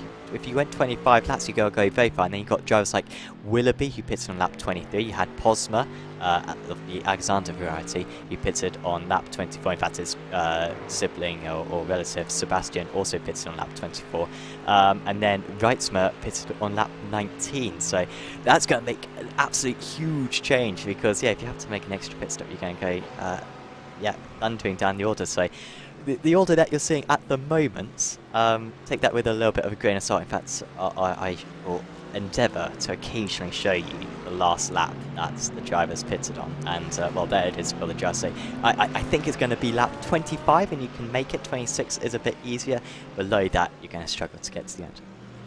Based on that, Alexander Posma, Sam, he's going to struggle. Likewise, Nathan Willoughby too, starts on laps 24 and 23 respectively, which is going to make things a bit easier for Palomino, the Spaniard, in 9th place right now. He's up to lap 25. Reitzman on lap 19. He's definitely going to have to stop again. Likewise, Doxy, Cy Half will have to visit the pits again too. Zan has got back out on track all the way down in 20th now, but that is going to be good enough to see him through right to the end. Wow. Game on here at Spa, and we haven't even factored in how close are some of our drivers to their off-track limits and their instant point limits, because I could well see potentially a few penalties spice this one up, and the cat amongst the pensions. But one thing's definite, Bo leads by 17.5 seconds now over Busby. Jordan Charles, he's occupying the last podium position. BMW on the top step, 2 Mercedes filling out the podium. Then we've got Vesta of Effect Esports, he's in 4th. Cam Calderwell in a strong position right now in 5th, and has managed to drop Reese Aitken of ST Racing, who's in 6th. He was in front of him coming around a pit stop, so that one's definitely playing out quite nicely right now for the Aussie. Alexander Posma of Posma Racing, he's in 7th. Nathan Willoughby, the Free Effect Esports drivers, all the Mercedes, he's in 8th. He's up 3 places, but we think he may have to stop again. He's got Johan Palomino a bit further down the track. There's the Spaniard, just takes us in the bus stop. He's in 9th. He's up 9 places. Good drive from him. And don't think he'll have to stop again either. So looking at a really strong position for a great finish from Spaniard. Sebastian Posma of T-Post Racing, he's in 10th. We're going to run out of the top 10. He's in the number 14 machine. Just heading round La Source. Hey, Reitzman, wow, he's had a turbulent race. Let's just say the least. He stopped at lap 90, so he's going to have to stop again. Up an incredible 14th place. Started on the last row of the grid. Good, solid drive from him, but that second pit stop was probably going to cost him. Zakin, Regan, and Doherty relatively close together. 12 through to 14. The biggest fly around them was Doherty's at 9 places, but Regan not too far behind. He's at 7. Doherty, other than our leader, the highest, the non-Mercedes runners, the highest Audi currently in the field. Martin Zijhoff, the Dutchman from T-Post Racing, he's down in 15th place. Oh, Mystic and Mystic Turtles in 16th, he's at 6th places in Mercedes. Kevin Rowland, he's had a turbulent race. Earlier incidents definitely playing a part. Starting on the 3rd row of the grid in 6th place. Down in 17th now. Just looking to secure a bit more of a strong race. Did stop on lap 17, so he's going to have to stop again, so he will probably fall further through the field. First of all, BMW's after our leader is all the way down in 18th. That's Brett Crouch of RPM Racing. Then we've got lots of the Canadian Alexander Gray of 50 Shades of Greatness Racing in the Audi. He's in 19th, he's up 5 places, but he did have an incident early on where he was much higher up in the field and he was definitely ruining that one. He's good enough to get himself home to the end. And they pick up some additional places to recover them. Because there are drivers that are going to have to stop ahead of him. Timothy Ann. He's been in for a splash and dash. He's definitely going to get himself home. Korean. 20th. Kenneth of Allen Racing. Snowman Racing's Kenneth McGrath. This is the last of our running cars out on track in 21st. Again, another of the drivers who should be okay, maybe to get home to the end because he has been lapped twice. So that's going to play a little bit of part of the story for him. But don't think he's going to be able to climb any more places due to being that far down. Then into retirement. Lost the Audi of Corey McGrath for Slam Racing. That was back on lap 15. Aventis Racing's Mercedes. We lost on lap 9, that was Cohen Lagerveld. Then lost Mystic Turtles BMW of Chris Gooch on lap 7. Altitude Esports and Hedgecock in the Ferrari on lap 5, and then Edward May, we lost off Boosted Motorsport, lost on the opening lap in the BMW, but you see now there is Kenneth McGrath on track, lost your runners. It's all dying down a little bit. One close gap. There's your leader. One close gap, which is Doherty and Tyhoff right now.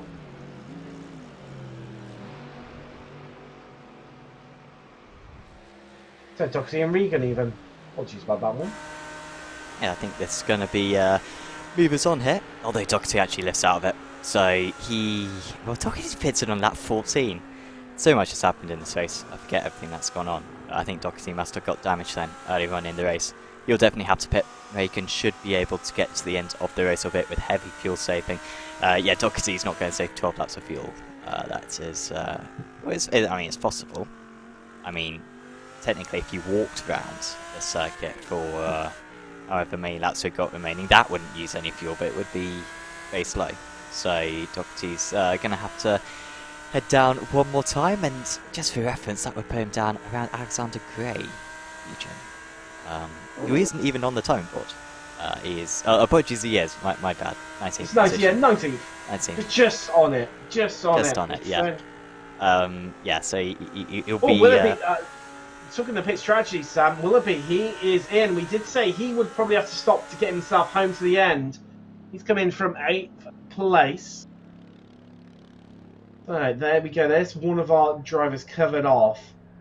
He was probably the highest of our drivers that would have to stop again. David Reitzman in 11th is the next one. And where is Willoughby going to come out? Of course, had that spin earlier on in the race that's really cost him. There's trying the old shift up and down. Oh no, that's contact with the wall there, Sam, in the pit lane. Yes, I looked away just as that one occurred. That's a shame. That is. It's quite hard to judge that the pit lane, Sam, because it seems like it's a lot narrower. Well, it really is, and it's a bit hard depending on whether you're running single monitors, triples, or VR. Especially if they guys on single monitors, and where you have a lot of these guys have their field of view wound really in. Very hard at times to see the extremities of the car.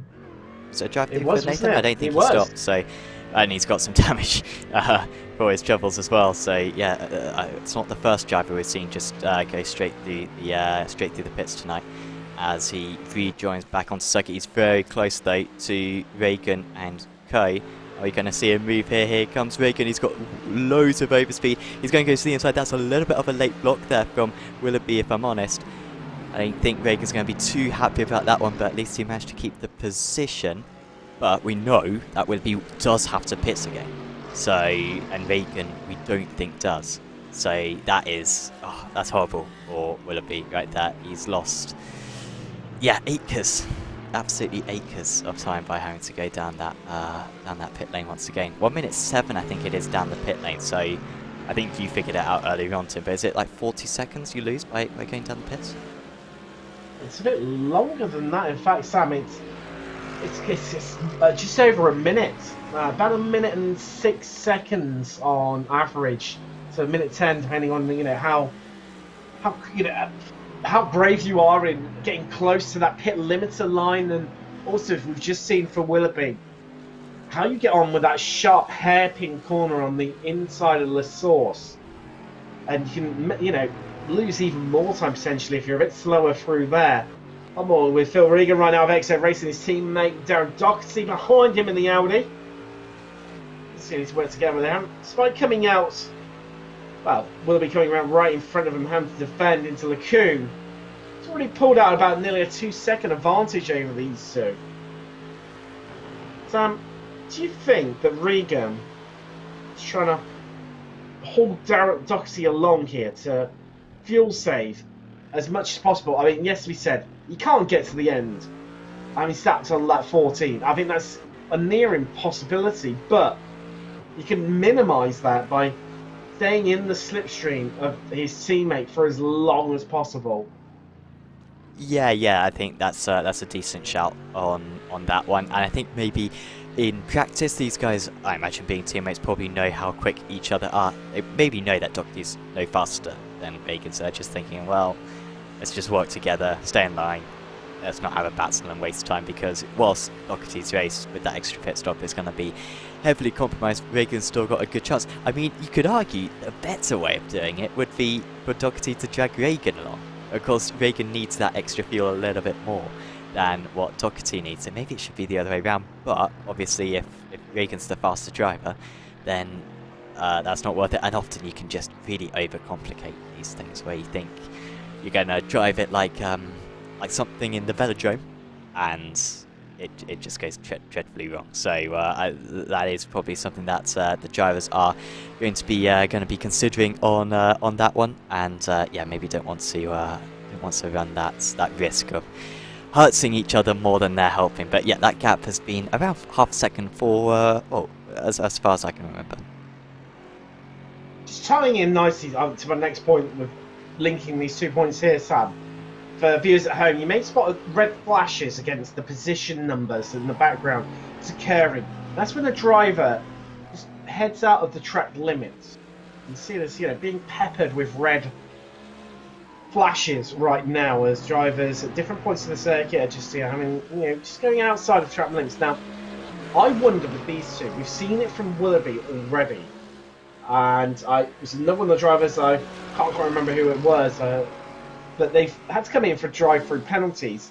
I wonder if these two are banking on a bit of that as well, and in terms of that fuel saving, where Regan's trying to tow Doherty along here, so A, he minimises that, but also they can capitalise on making up places from drivers having a drive-through. Now, as we mentioned, it's about a minute 10, somewhere around that window. It's more like 1:05 to 1:10 in terms of time lost from serving that drive-through.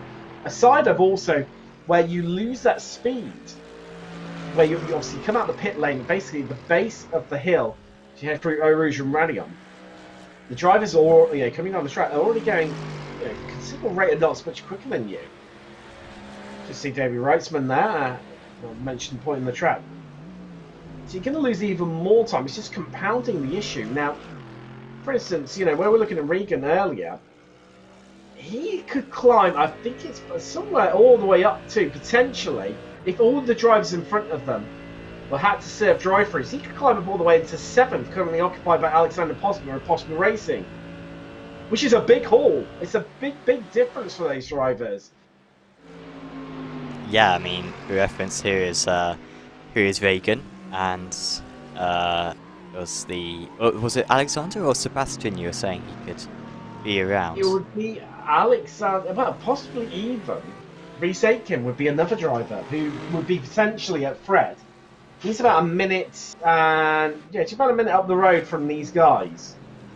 minute and 1 second to be precise, 1 minute, well, just shy of a minute and 2.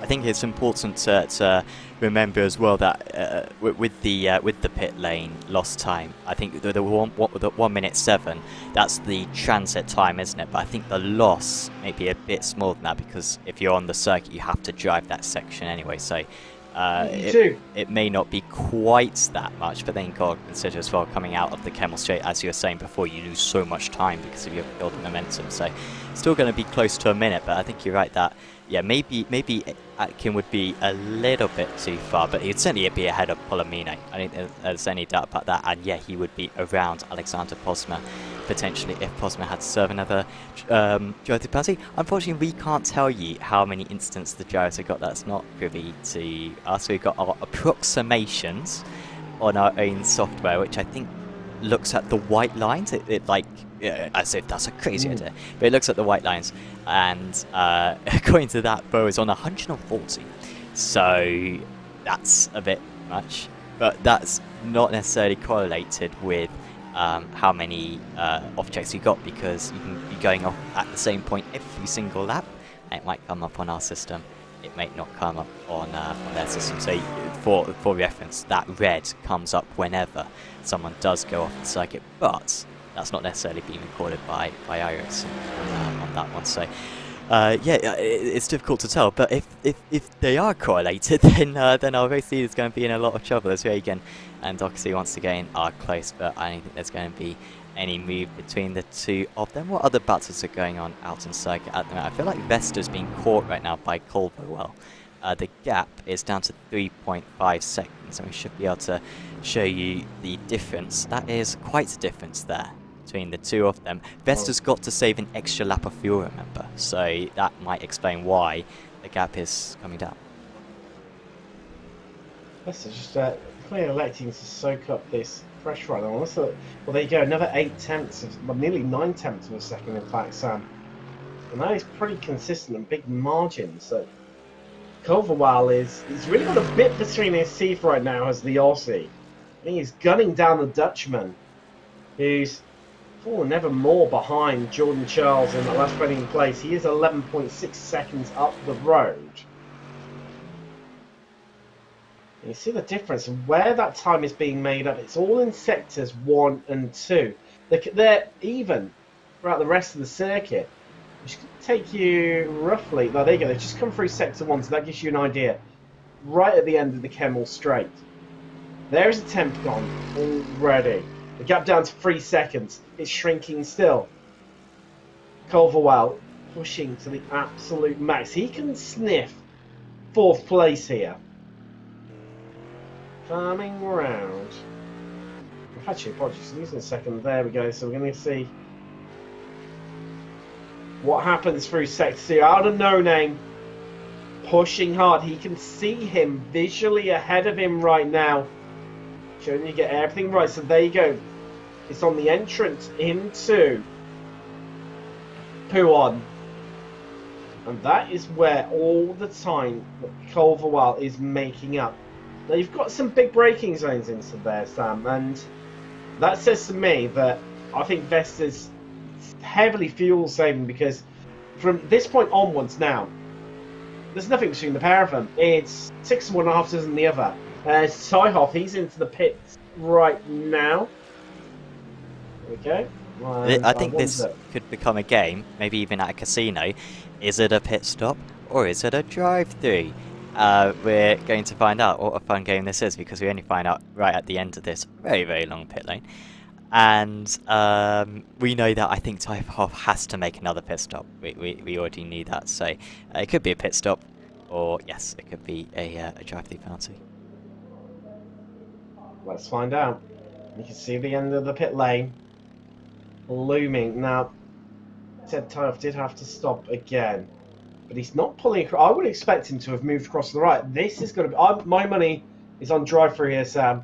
I'm going to say you made that commitment very late. You need to... I think the deadline needs to be at the turn, at like the hairpin, and then everyone's bets can be placed, and then we see what happens. But I think you were correct, I'll give you that one, but I want to be a bit more decisive next time, please. could you tell I was just padding out ever so slightly there just to see what happened. But there you go. A drive through for Ty Half. And he has come out. That is just in front of Culverwell. Now, that's not going to help him at all because he was chasing down Vesta, as we saw earlier. Now, last lap, the gap at that point in the circuit was around about 3 seconds. It has come down to 2.6, so Vesta has taken 4 tenths. Sorry, Culverwell, apologies, has taken 4 tenths out of Vesta.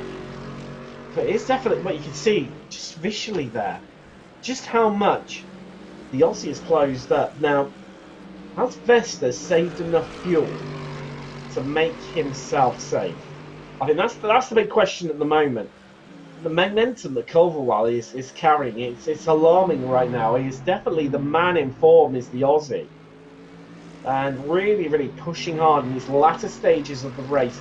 In terms of what's happening up ahead of him, gaps remain stagnant, pretty much. Bo still leading by 21 seconds. Busby in second, Jordan Charles in third. Gap between second and third, around about 8 seconds right now. Well, 8.2 to be precise. I know you love a bit of accuracy there, Sam, but I tell you, it's all about this gap right now. And Vesta knows that Culverwell has managed to close up, maybe a bit too close for comfort, because he's extended that gap out now. We've got down to 2.6, now to 3.3. As they charge through Bodgman onto the brakes.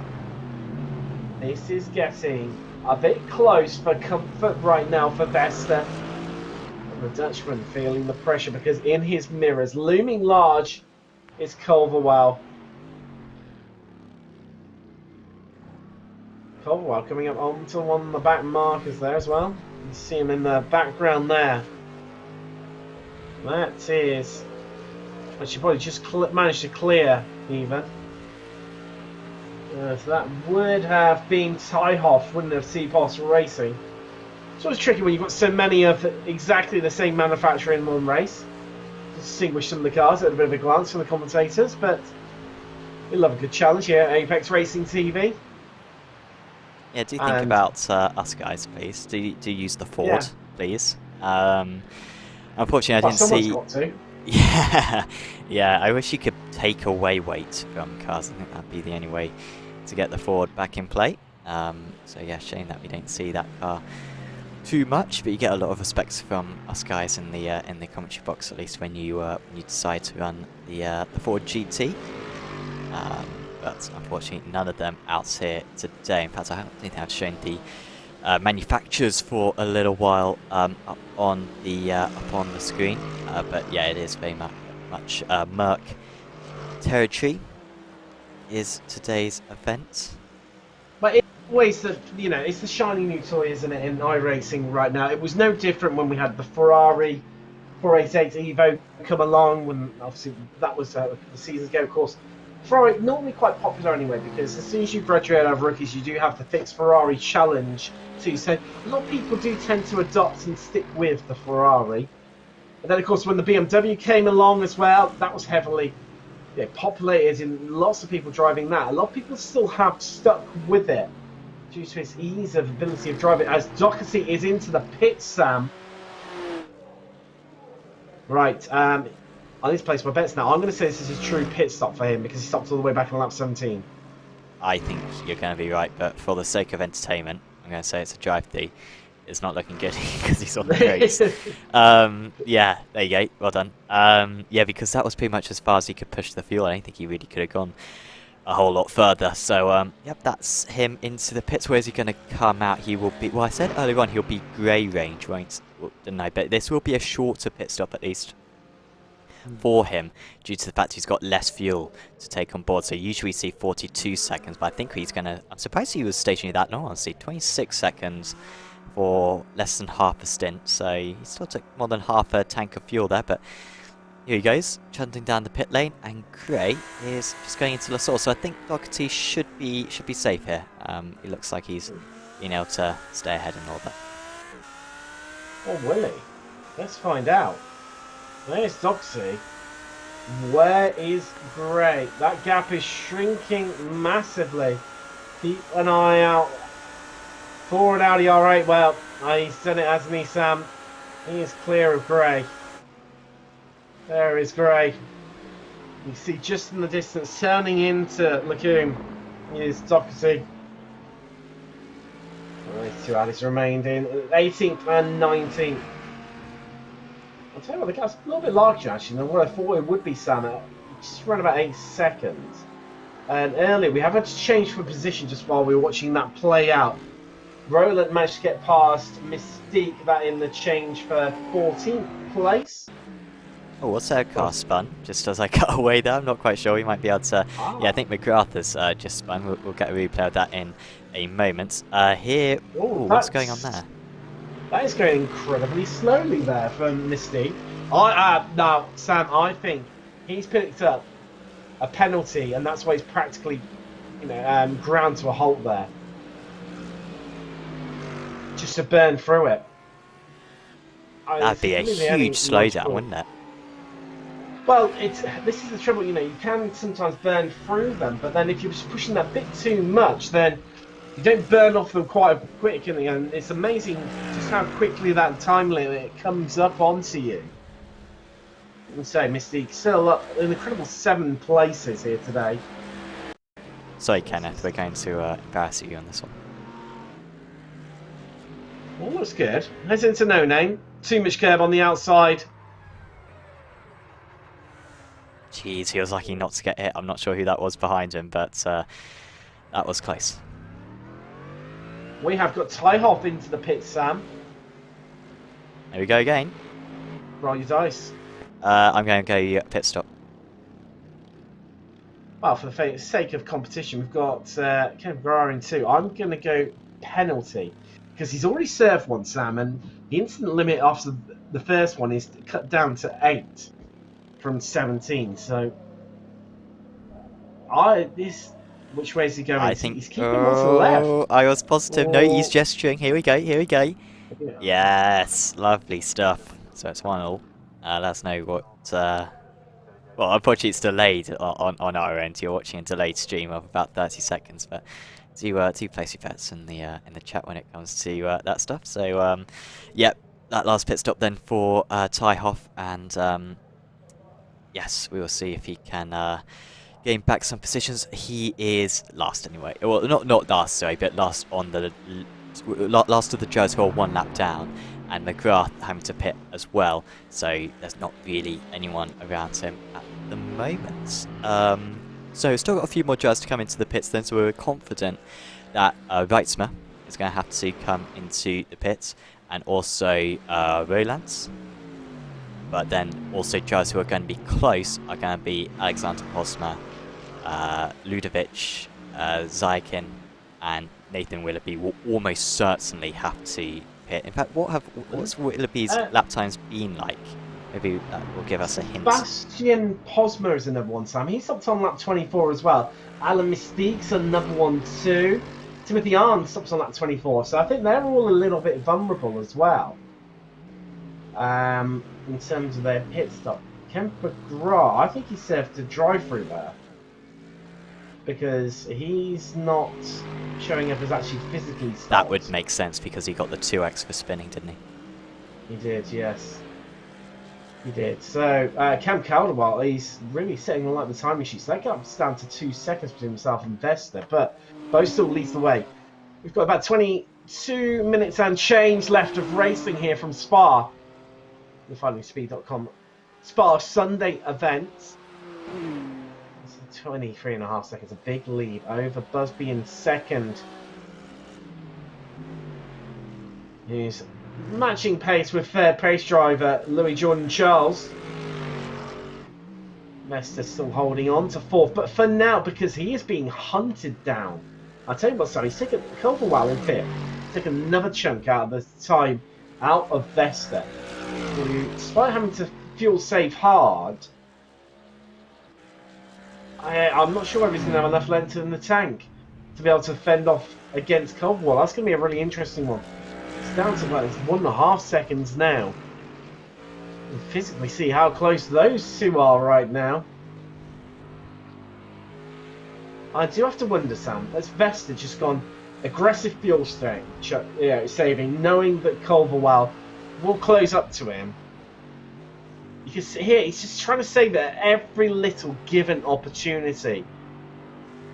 Can't like see that nearly half a second on the last 2 laps alone per lap.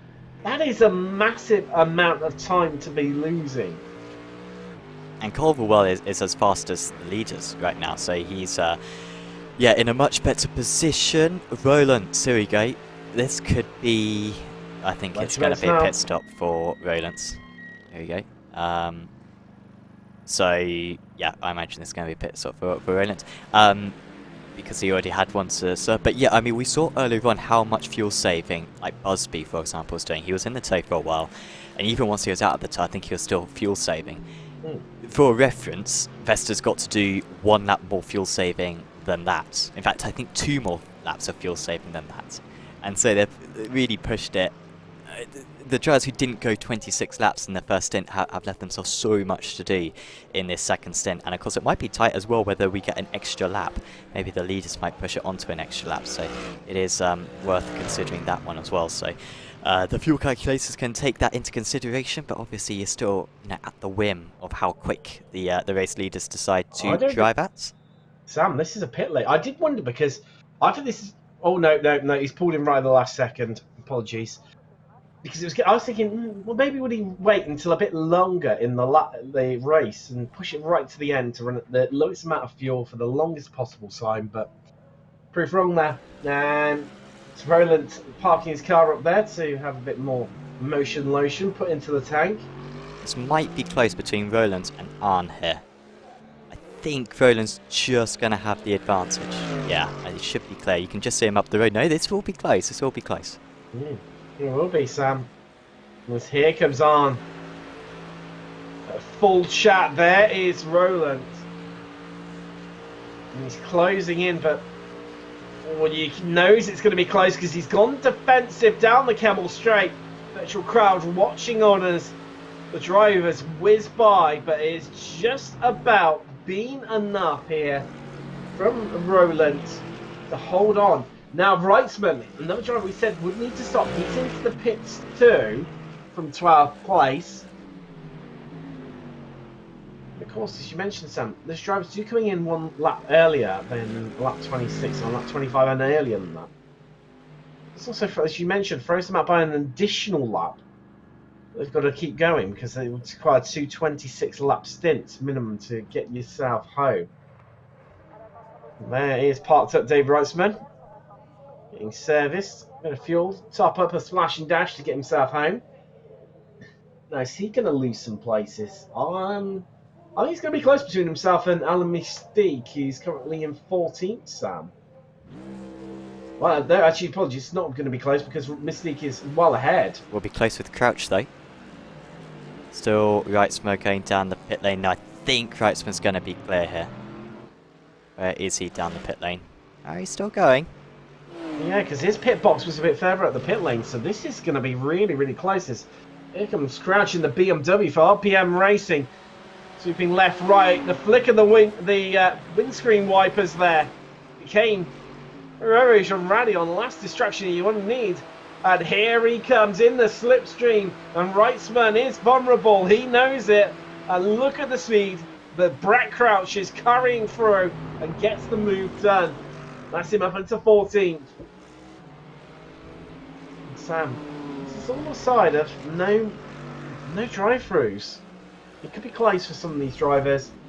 Last time around, I tell you what, Nicholas Bowe set the new fastest lap of the race, only to have it taken away from him due to an off-track excursion. That time was deleted. It was a 2:15.4 fastest lap of the race, which he currently held. It's 2:15.5. So he's really pushing in these latter stages. Ooh, bit of a tricky pass there. That was on Paul Regan of XZ Racing. Across the curbs. You can see just how much he is pushing here against Busby. Going for broke at the FindingSpeed.com Bar Sunday event here. Being dualcast on the Apex Racing TV channel and also on the Finding Speed YouTube channel. And wow. Still some places up for grabs here. Reitzman is still right on the tail of Crouch. A bit further down the field, of course, we saw Reitzman come out behind Crouch. And that's going to be the move. I think they've actually made a pass out on track as well there, Sam. Just seeing our glorious leader there. Nicholas Bow of SC Racing. Yes, they have switched positions. I'm guessing onto the brakes, into the bus stop. That's a regulation move there for Davey Reitzman. And place game. Still a highest position gainer, up 11 places into 14. Second place in that honour goes to Johan Palimo, who's 8th. He's up 10 for SC Racing. And here we go, Free Blanchimont. Who's going to go left? Who's going to go right? Well, Crouch, the BMW, heads left. Reitzman darts up the inside in the Mercedes. Job done, Sam. And that's one of the effect cars behind them. I didn't quite catch who that was. I think that would have been Michael Vesta, possibly. Yep. Well, he still sat beside him, Sam. And this is costing him dearly, but equally, Cam Culverwell who had been closing up. That gap has sort of stagnated and neutralised a little bit now. And still 1.4 seconds, which is I don't know about you, Sam, but for me as a driver, that's getting a bit too close for comfort, personally. Yeah, I think he's racing on two fronts right now, isn't he? He's racing Culverwell, and he's also racing the concept of an internal combustion engine and how it requires fuel. And so that is sort of the problem that he's got right now as Vesta. So I'm not sure if he's more concerned about Culverwell or more concerned about the numbers which are coming up on his screen at the moment. Fastest up the race for Boy, that does seem to be a legitimate lap time, at least that time round. So that is a new fastest lap. Is he pushing so hard that he will have to pit again? I doubt it, because I mean, it would cost you that so much time, wouldn't it? But let's get the gap up to 26 seconds.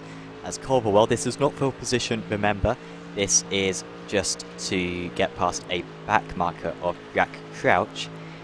I think Crouch should just let this one go fairly easy heading into the chicane. And he does lift off nice and early. So Culverwell now still with a car in between, because I believe that is not Vesta up ahead of him. I believe that is... No, sorry, it is Reitzman is still ahead. So Vesta has not been able to get past. I wonder if Vesta is trying to just get the job to him. Reitzman is thinking, oh, this guy's quite quick, I'll stay in his jar, save a bit of fuel. Playing out right now, isn't it, Sam? It's an interesting one. That's an interesting dynamic.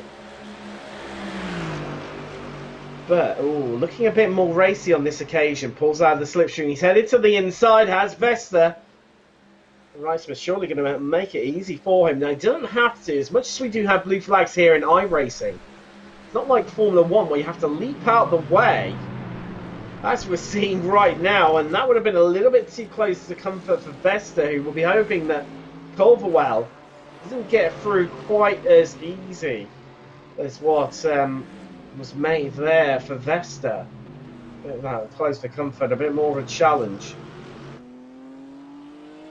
See, so the iconic Spa hasn't really changed much over the years, has it? Since its big redesign back in 1979, it was, when we had the new circuit come along, which shrunk the track size all the way from 8.7 miles long down to, well, still a long, but by modern day standards, 4.3 miles in length.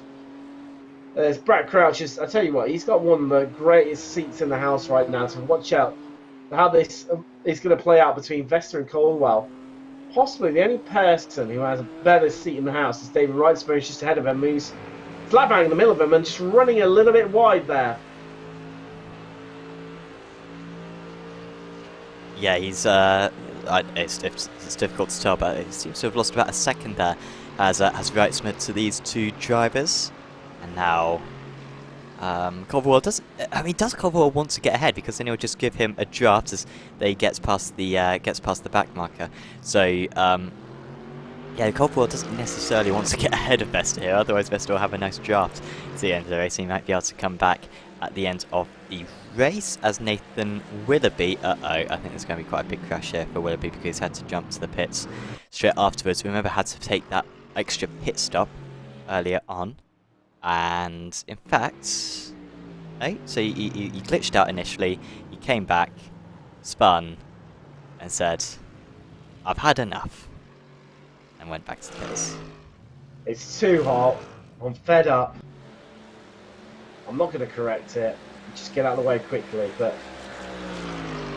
this is shrinking, Sam, before our eyes, this gap between Vesta and Culverwell.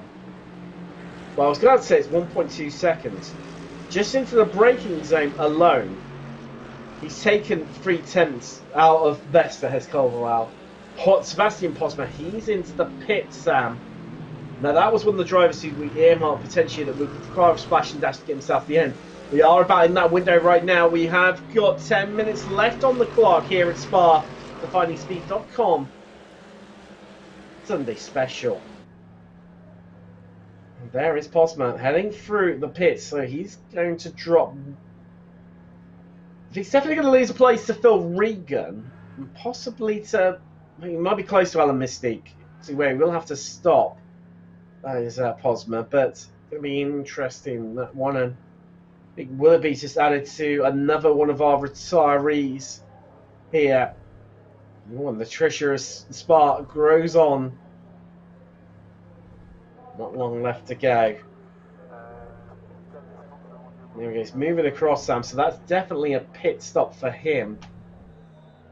I failed to mention earlier, I tell you what, while all everything was happening out on track, Nicholas Bowe set a new fastest lap of the race at 2:15.3. That is half a second quicker than the second fastest lap of the race, by a different driver, which is Busby in second of Effect Esports. But well, the SC Racing driver absolutely flying right now. There's Sebastian Posma heading out of the pit. It's looking good. So, in 11th place. That's one place higher than where he started. 12th in qualifying. And on the flash of the lights there, that is Busby behind him, our second place driver right now. So it's back in. That was a bit close for comfort there, the way he cut in front of Posma for me, Sam. Yeah, that was pushing it a little bit there from Busby. And that could have been nasty, especially seeing those by himself, as Culverwell is extremely close right now to Vesta, and that is the move. So Vesta having to save fuel heading into Lake Coombe, and that made the move very easy for the Australian driver, who of course spent much of this race back in 6th position, didn't he, behind Atkin, but he has been able to work his way through up into P4, and now, was that tactical from Vesta? Was he thinking, there's no point in punching my own hole into the air, I may as well just get a jump on the car ahead, I'll wait behind this guy and then attack him on the last lap. We're going to find out over the next few laps. Or maybe he's absolutely panicking on fuel, as we're going to have another move here. This is Alexander Gray, who was as low, I think, as 19th position. I was saying he was off the board earlier on. Well, not anymore. He has just been able to get past Darren Doherty, and on that last lap he was nearly a second faster. So certainly with the pace right now, has Alexander Gray for 50 Shades of Greatness Racing. Unfortunately for him, he's got 30 seconds to catch up to the next car up the race. So I think that's going to be where the Canadian driver stays for the rest of the race. But that's a good effort from him after adversity in the first half of the race. Just to back at style calculations here, Sam, but I think Gray to catch up would need to lap somewhere around about 5 seconds a lap quicker than Brad Crouch, which would make his average this lap time be around the mid to low 2-minute 12s, which since our fastest lap is a 2:15.3. Not putting a downer at all on Alexander Gray in the Audi, but I don't see that quite happening. But interestingly, since Culverwell has got past Vesta, he hasn't dropped him at the same rates of knots at which she caught him. That's the interesting one for me. Yeah, now he's got the draft as well as Vesta. maybe we'll ride on board with Vesta here just to hear the engine notes under braking. As this is, well, you could go for a move here and see that fuel low on the dashboard. I believe that is legitimate, or it might always be there. I'm not quite sure. Sorry, I was talking over the engine note there, but I think you may have caught it still too. I did indeed, Sam. There was a big duck for the clutch and backed right out of it there. There's acceleration, so there's still fuel saving going on. And there you go again. Once again, it's into Rivage. So Vesta still feeling like he needs to do a bit more to get himself home against Culverwell. But having said that, he's still giving a good shot. So into the pits, we've got Posma, Zakin, and Arn, all for their splash and dashes to get themselves home, as Vesta's still fuel saving here in this intriguing battle for fourth. 1 out, 54 seconds complete. Palomino's just heading through. He's up a place. He's into 7th now. That's 11 positions gained for him. Great stuff for the Spaniard. And just trying to keep 1.5 and 0. We've got a lot of things emerging and playing out here. We've got that battle for fourth. We've got pit stops going on. Alexander Posma, he's on pit exit now. Ludovic Zakin of Impulsive Esports, he's still heading in towards his pit box right now. There we go. Just getting into the endurance section of the pits, and he's going to lose a place to Phil Regan. Might be close with Mystique, maybe? I think so, Sam. Oh, he's definitely going to lose. No, Mystique's into the pits as well. Is that his third pit stop? Oh! Well, it was a clatter with the wall on the pit entry as well, Sam. That's not going to help him. But yeah, that's going to be his third. So, unless it's a drive through. Oh, Jordan Charles is in from third, Sam. Drama here right at the depth. Wow, so he went 25 laps, did he? No, I thought he went 26. No, he did go 25, my bad. It was 25 for Jordan Charles, so he didn't save enough in this stint. And Atkin as well. So it seems like not only is it the guys who went 24 or lower, the guys who did 25 laps might have to come to the pits as well, which would explain why Vesta's still fuel saving. Exactly, Sam, exactly. And all that this means is Cam Culverwell, from battling over, well, sat in 6th place for so long, is now onto a podium spot. Epic stuff from the Aussie, and he's not shaking Vesta, who is trying desperately to stay onto his coattails while still trying to fuel save to get himself home here at Spa. And it is game on here in Belgium in the dying stages of the race. We've got 3.5 minutes left on the clock. And as you say, Sam, can Bo push it to another lap, which is going to throw all the balls up in the air once again? So it got 4 minutes 10 to go. So he won't quite, but it was close, wasn't it? So if we had another 25 seconds, then he would have made it. So look at that, John Charles having to get well out of the thoughts. So what's that? It's Roland who was just getting past. It was. Yeah. Yeah, so he won't quite push it an extra lap, but he was close to doing it. So this will be the penultimate lap, and then we'll have one more to go after this. Sam, he's given a good go. The fastest lap of the race for Bo. Once again, 2:15.27. Oh no, Palomino's had to come into the pits. I thought he was going to make it. I thought he was as well, Sam.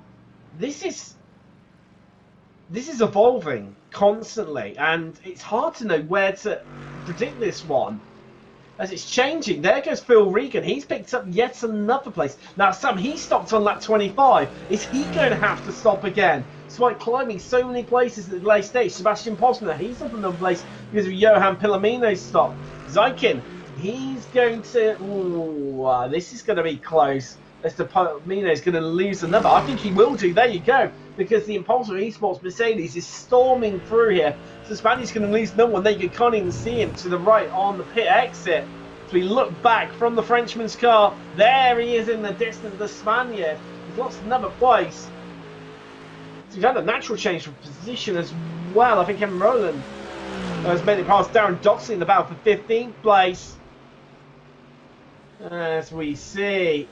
Reitzmer and Crouch. They've already had one battle. He is, isn't he? Do you think he's a bit of fuel saving? Bobble head there, almost shaking his head and saying, no, this doesn't feel good, this. This does not feel good right now. Although he did pit, he's already pitted twice as Reitzmer, so he should be alright to get to the end of the race. But yeah, his pace just seems to have gone down the drain recently. It was half a second slower than Crouch on that last lap. Wasn't too poor a lap though, to be fair, from Reitzmer. But yes, it's not ideal for him right now, as this battle is reigniting. Maybe Vesta has saved enough fuel and he's going down the inside, so it's Vesta back up to P3. He's done the fuel saving, he's confident on the numbers, and with a lap and a half to go, he's back into the rostrum positions. We've got 45 seconds left on the clock here at Spa. Spacious come out to start a new lap, so it's going to be the white flag out here at Spa. 1 lap left to go. But who's going to clinch this last podium place? Let's find out together. Will it be Vesta? Will it be Culverwell? Holland versus Australia.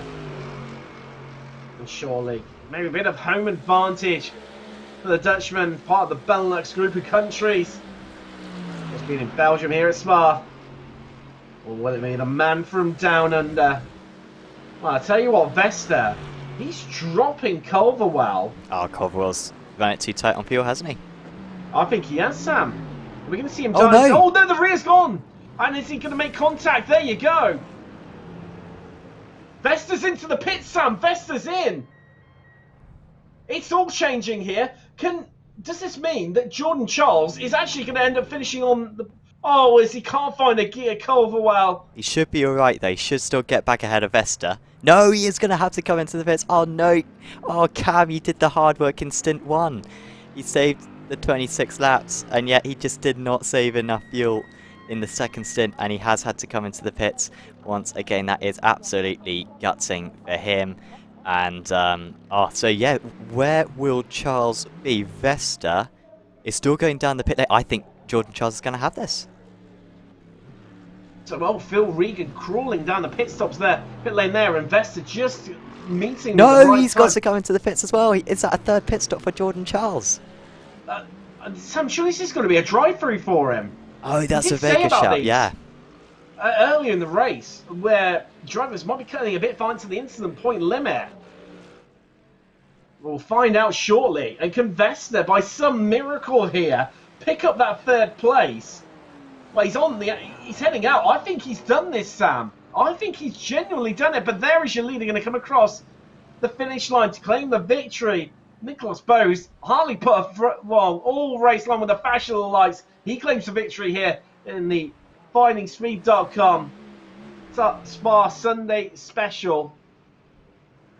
As Culverwell heads out, and he's come out ahead of Jordan Charles. Oh, and you know what? Well, I think so. Charles has been saved here because Atkin is a lap down, so Atkin will pass Charles here. But because he's already finished the race, I think Atkin. Yes. He can't pass Jordan Charles. So Jordan Charles will keep 5th position then, even though if Atkin had been able to set that extra lap, had he been ahead of Bo across the line, if Bo had been 20 seconds further back, then then Atkin would have been able to pass Jordan Charles. And we've got a move here. This is the final corner right now. This is Crouch versus Reitzmer. Reitzmer's been dropping back into the clutches of Crouch. Has he got the fuel to get to the line? He should be fine. Reitzmer does beat Crouch. We'll get a replay of that battle heading into the final chicane. But, oh, that was absolutely, what a manic race that was, because the fuel was absolutely pivotal right at the end. Incredibly close, Sam. We're going to see his last couple of corners. Wow, what a lunge there from Crouch. The American hard on the brakes, very on the anchor, and the baby the bathwater too, trying to get the car stopped in time, but it wasn't enough. Reitzmer just able to hold it around the outside, squeeze Crouch. He was struggling for grip there.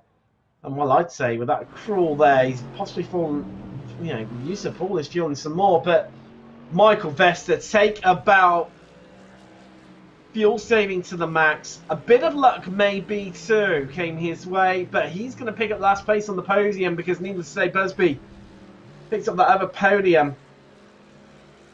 Affects Esports finishes 2nd and 3rd. SDK Racing picking up that victory. Here comes Cam Culverwell, who's driven Well, a flawless race there, Sam, right up until the penultimate lap. Just losing the rear end into the chicane and then couldn't get it going on the grass, but there's some salvation, picking up the fourth ahead of Jordan Charles. He's going to come home in fifth, who, like you say, got a bit of lady luck on his side because Atkin had been lapped by Bo, and if he hadn't, he would have finished in sixth. And so Atkin pitted twice then. So it sort of demonstrated the use in leaving it till the last lap. If you could save the fuel, even if you're 1 lap short, going to the last lap to pit was the best thing you could possibly do, because then you wouldn't go a lap down, which is a rarity, and of course maybe the drivers weren't aware of that out on circuit. But yeah, usually you'd expect to try to split the stops evenly across the race, but on this occasion that wasn't the way to do it, and instead it was yeah, to pit on the last lap if you possibly could, because yeah, you were less likely to go a lap down. Definitely. We're just waiting for it to head across. Here we go. You can bring for your Class 5 results. We'll be chatting to some of the drivers very shortly after this. But Nicholas Bowe for BMW and SC Racing picking up the victory here himself. And second place finisher, Paul Busby. The only 2 drivers who managed to do the race on 1 stop. Okay, the gap, 34 seconds. Busby's teammate makes up a double podium for Effect Esports. Michael Vester. Wow. What an eventful final couple of laps for the Dutchman to secure third place. Jordan Charles, in the end, picked up fourth after looking good for third. Cam Culverwell finishes in fifth in the end there, Sam.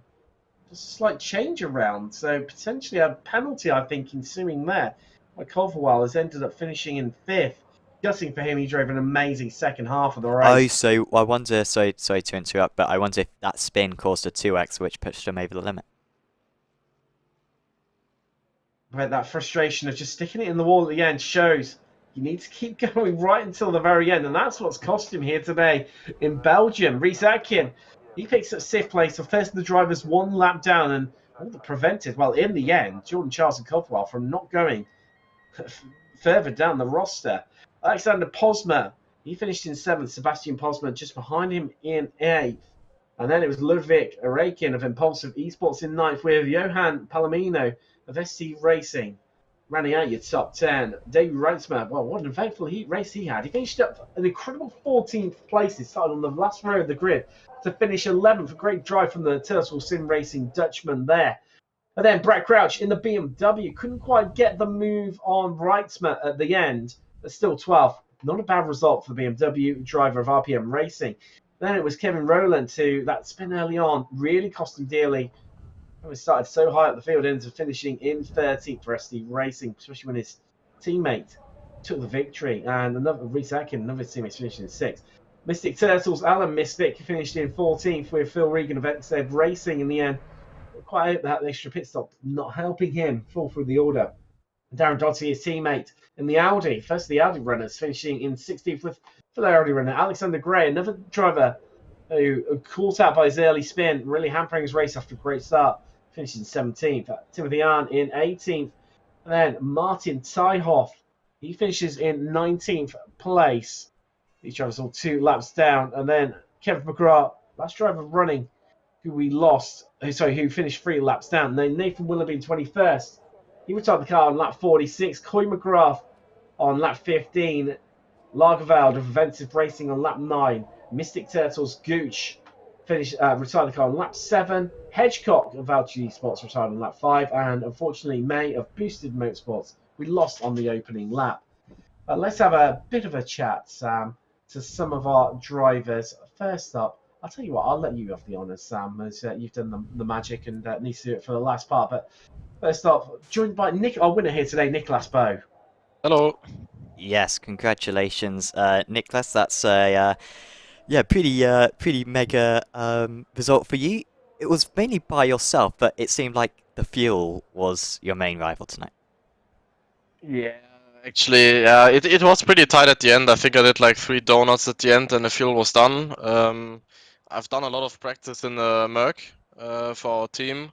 and I just decided because of the BOP to switch to the BMW just to see how this car drives. So not really much setup work or any practice, and yeah, I mean the usage was quite fine. I mean I had to fuel save all laps, but yeah, I mean I just made it, so pretty happy about that. Absolutely. Yeah, so you were saying how you haven't practiced in this car too much. Are you feeling confident or more confident now going into Spa 24 than you were feeling previously? Yeah, of course. I mean the track temp wasn't like I expected it to be hotter, but because I didn't modify much on the setup, I wasn't really confident with that car. Maybe tires overheating or just going down in the end. But yeah, definitely after that race, I mean, I had pretty much no traffic at all, so I could focus on my driving, and yeah, the session helped me a lot. Absolutely. Yeah, and also how were the off tracks out there? Because we saw a lots of drivers having to come in for an extra pit stop. Do you think that's going to be a concern for you come the 24 hours, or do you think you kind of got your racing line sorted and you should be safe for that? I mean, I finished in the end with I think 7 incidents now, not too bad for 2 hours. Yeah, I think if I'm confident with the car, I mean, we don't know what car we're running yet, so yeah, I mean, I just need to get some more confidence in the car, and then it shouldn't be no problem for us. I think like my teammates had some collisions or something like that, so they had to do drive through or something like that. But yeah, I think if we can use that final week now with the practice, I think we can manage that and get a good 24. Definitely. Well, we wish you the best of luck for that one. Nicholas, is there anyone you'd like to go shout out to? Yeah, I mean, I would thank my team a lot because yeah, we're putting a lot of efforts in. I think of our top car, like at least 2 or 3 guys have already put in 24 hours of practice at least. And of course they're paying for it, so it's not that cheap. So yeah, I would like to thank my team. My mom was probably watching as well. Yeah, Awesome. Well, best of luck for next weekend, Nicholas, and congrats on the win tonight. yeah, thank you. Nicholas Bow there, your race winner this evening. Tim, who are you gonna have a chat with? I'm standing by with our second place finish here today for Effect Esports in the Mercedes. It's Paul Busby. Well, Paul, I mean, the initial pace between yourself and Nicholas Bow during practice and qualifying was pretty evenly matched, but it seemed to be once you got stuck behind Louis Jordan Charles in those early stages, that seems to really, unfortunately, sort of set up the race for you, and you're unable to catch up. No, not really. Hi, by the way. No, what it was, I had a spin. I had like a half spin, which let them two guys in front of me, and I realised pretty early that I needed to do a lot of fuel saving. So I literally from lap 3 or 4, the whole rest of the race I was massively fuel saving. Like I was lifting kind of 300 meters into Lake Combe and well before the curbs at the bus stop and that sort of stuff because yeah, I was kind of hoping that Nicholas in the BMW in front would have had to have boxed again because he was flying. I could have matched his times, but I would have never got to the end on the fuel. So I was kind of hoping he was going to run out with 5-10 minutes left and have to take a splash and dash. But it didn't work out like that. I'm a bit worried about how quick that BMW is for this 24 now. Well, as you sort of mentioned there, you having to feel safe. It was only yourself and Nicholas who managed to do it on one stop.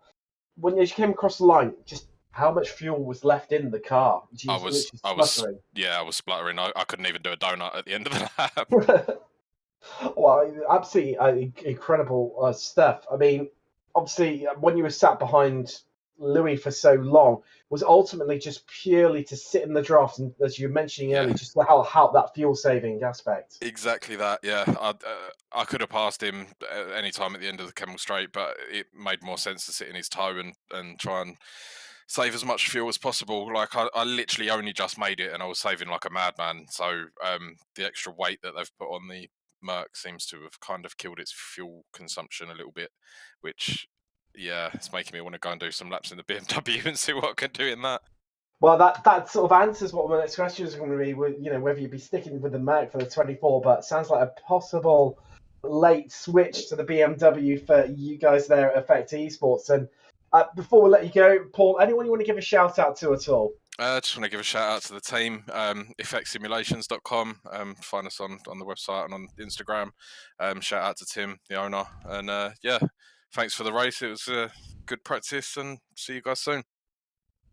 Definitely. I look forward to seeing you, and good luck for the N24. No, sorry, the Spa 24 even. We've already had the N24. That's Paul Busby of FX Esports, who finished second and the highest of the Mercedes runners here today at Spa. Wow, Sam, what a race this has been, and it just seemed like it was all calming down a little bit, and then all of a sudden, what a crazy last 10 minutes, or well, probably even last 5 minutes, where we were just unable to tell which way this was going. Yeah, it was really good, wasn't it? I sometimes I get a bit skeptical of having races like that, where you got where it comes sort of down to the fuel saving, where you deliberate or not necessarily deliberately, but where you set up these sessions so that you know it's going to be a marginal 1 or 2 stop on the fuel, because sometimes it can be a little bit frustrating for the drivers to be saving fuel rather than be pushing. However, having occasional races like this, where it is so much down to your to your fuel saving, it is really interesting. And of course, around this circuit, you had to go for the 1 stop. I mean, there was absolutely no question. We saw how well it works out for the leaders in the end. And so, yeah, if you could save that extra bit of fuel, then you were in a great position. But hopefully we see a few more of these events in the future. I mean, these 2-hour-long GT3 races do kind of suit themselves to these marginal 1 or 2 stops, because a tank in these cars usually goes just under an hour. So whenever we do more of these special events, as I'm sure we will do, I imagine we're going to see a similar pattern of strategy. Definitely. And if you want to find out more about Finding Speed, you head across to their website, findingspeed.com. If you're watching on their YouTube channel, don't forget to hit subscribe on there and give it a like too. Likewise, if you're watching us over here on Apex Racing TV, don't forget to hit subscribe and give us a like, and you find out more about both communities from staying up to date with when we both go live on new videos by hitting that notification button, which is coming up soon on Apex Racing TV. We've got Arithmetic Sports Car Challenge. That's at 1 a.m. GMT. That is in a couple of days' time for those of you who let's burn the midnight oil. And then we've got ARL GT3 Trophy Season 4 Round 6 from Montreal. That is in 2 days' time. So that's on Tuesday at 8 p.m. Make sure to tune in for that for more GT3 action. I'll be back in the commentary for Ray Esports from Road Atlanta. That is on Wednesday morning at 2 a.m. It's been an absolutely spectacular race. Drama right from the start to the very end. Fuel saving, well, it played such a large part here at Spa. But Bolly, my golly, did it give us an absolutely epic finish to the race for the Finding Speed Spa Sunday community race. I've been Tim Cox with Sam Fitzpatrick, and we'll see you soon. Thanks so much for watching. Goodbye. Are you struggling for consistency in your sim racing? Does your iRating look like a roller coaster? If so, we have good news for you. The way to get more consistent is to first understand what you're doing differently than the professionals. And VRS is the answer. With our competitive subscription, you will have the telemetry, setups, tutorials, and everything else you need to fully analyze your driving. Our data packs and the ability to compare your driving with the best in the world will show you exactly where to adjust your inputs, change your driving line, and shave seconds off of your lap times. And our powerful and precise Direct Force Pro wheelbase and precision pedals are being used by some of the world's best drivers. All these champions agree that VRS hardware is not just the best on the market, it's also priced well below the competition. So if you're looking to upgrade to direct drive and the best pedals in sim racing, VRS is your answer. If you want to get better, get faster, and make it happen sooner rather than later, you owe it to yourself to find out why so many people are switching to VRS. You'll be so glad that you did. Visit www.virtualracingschool.com and learn why the best use VRS.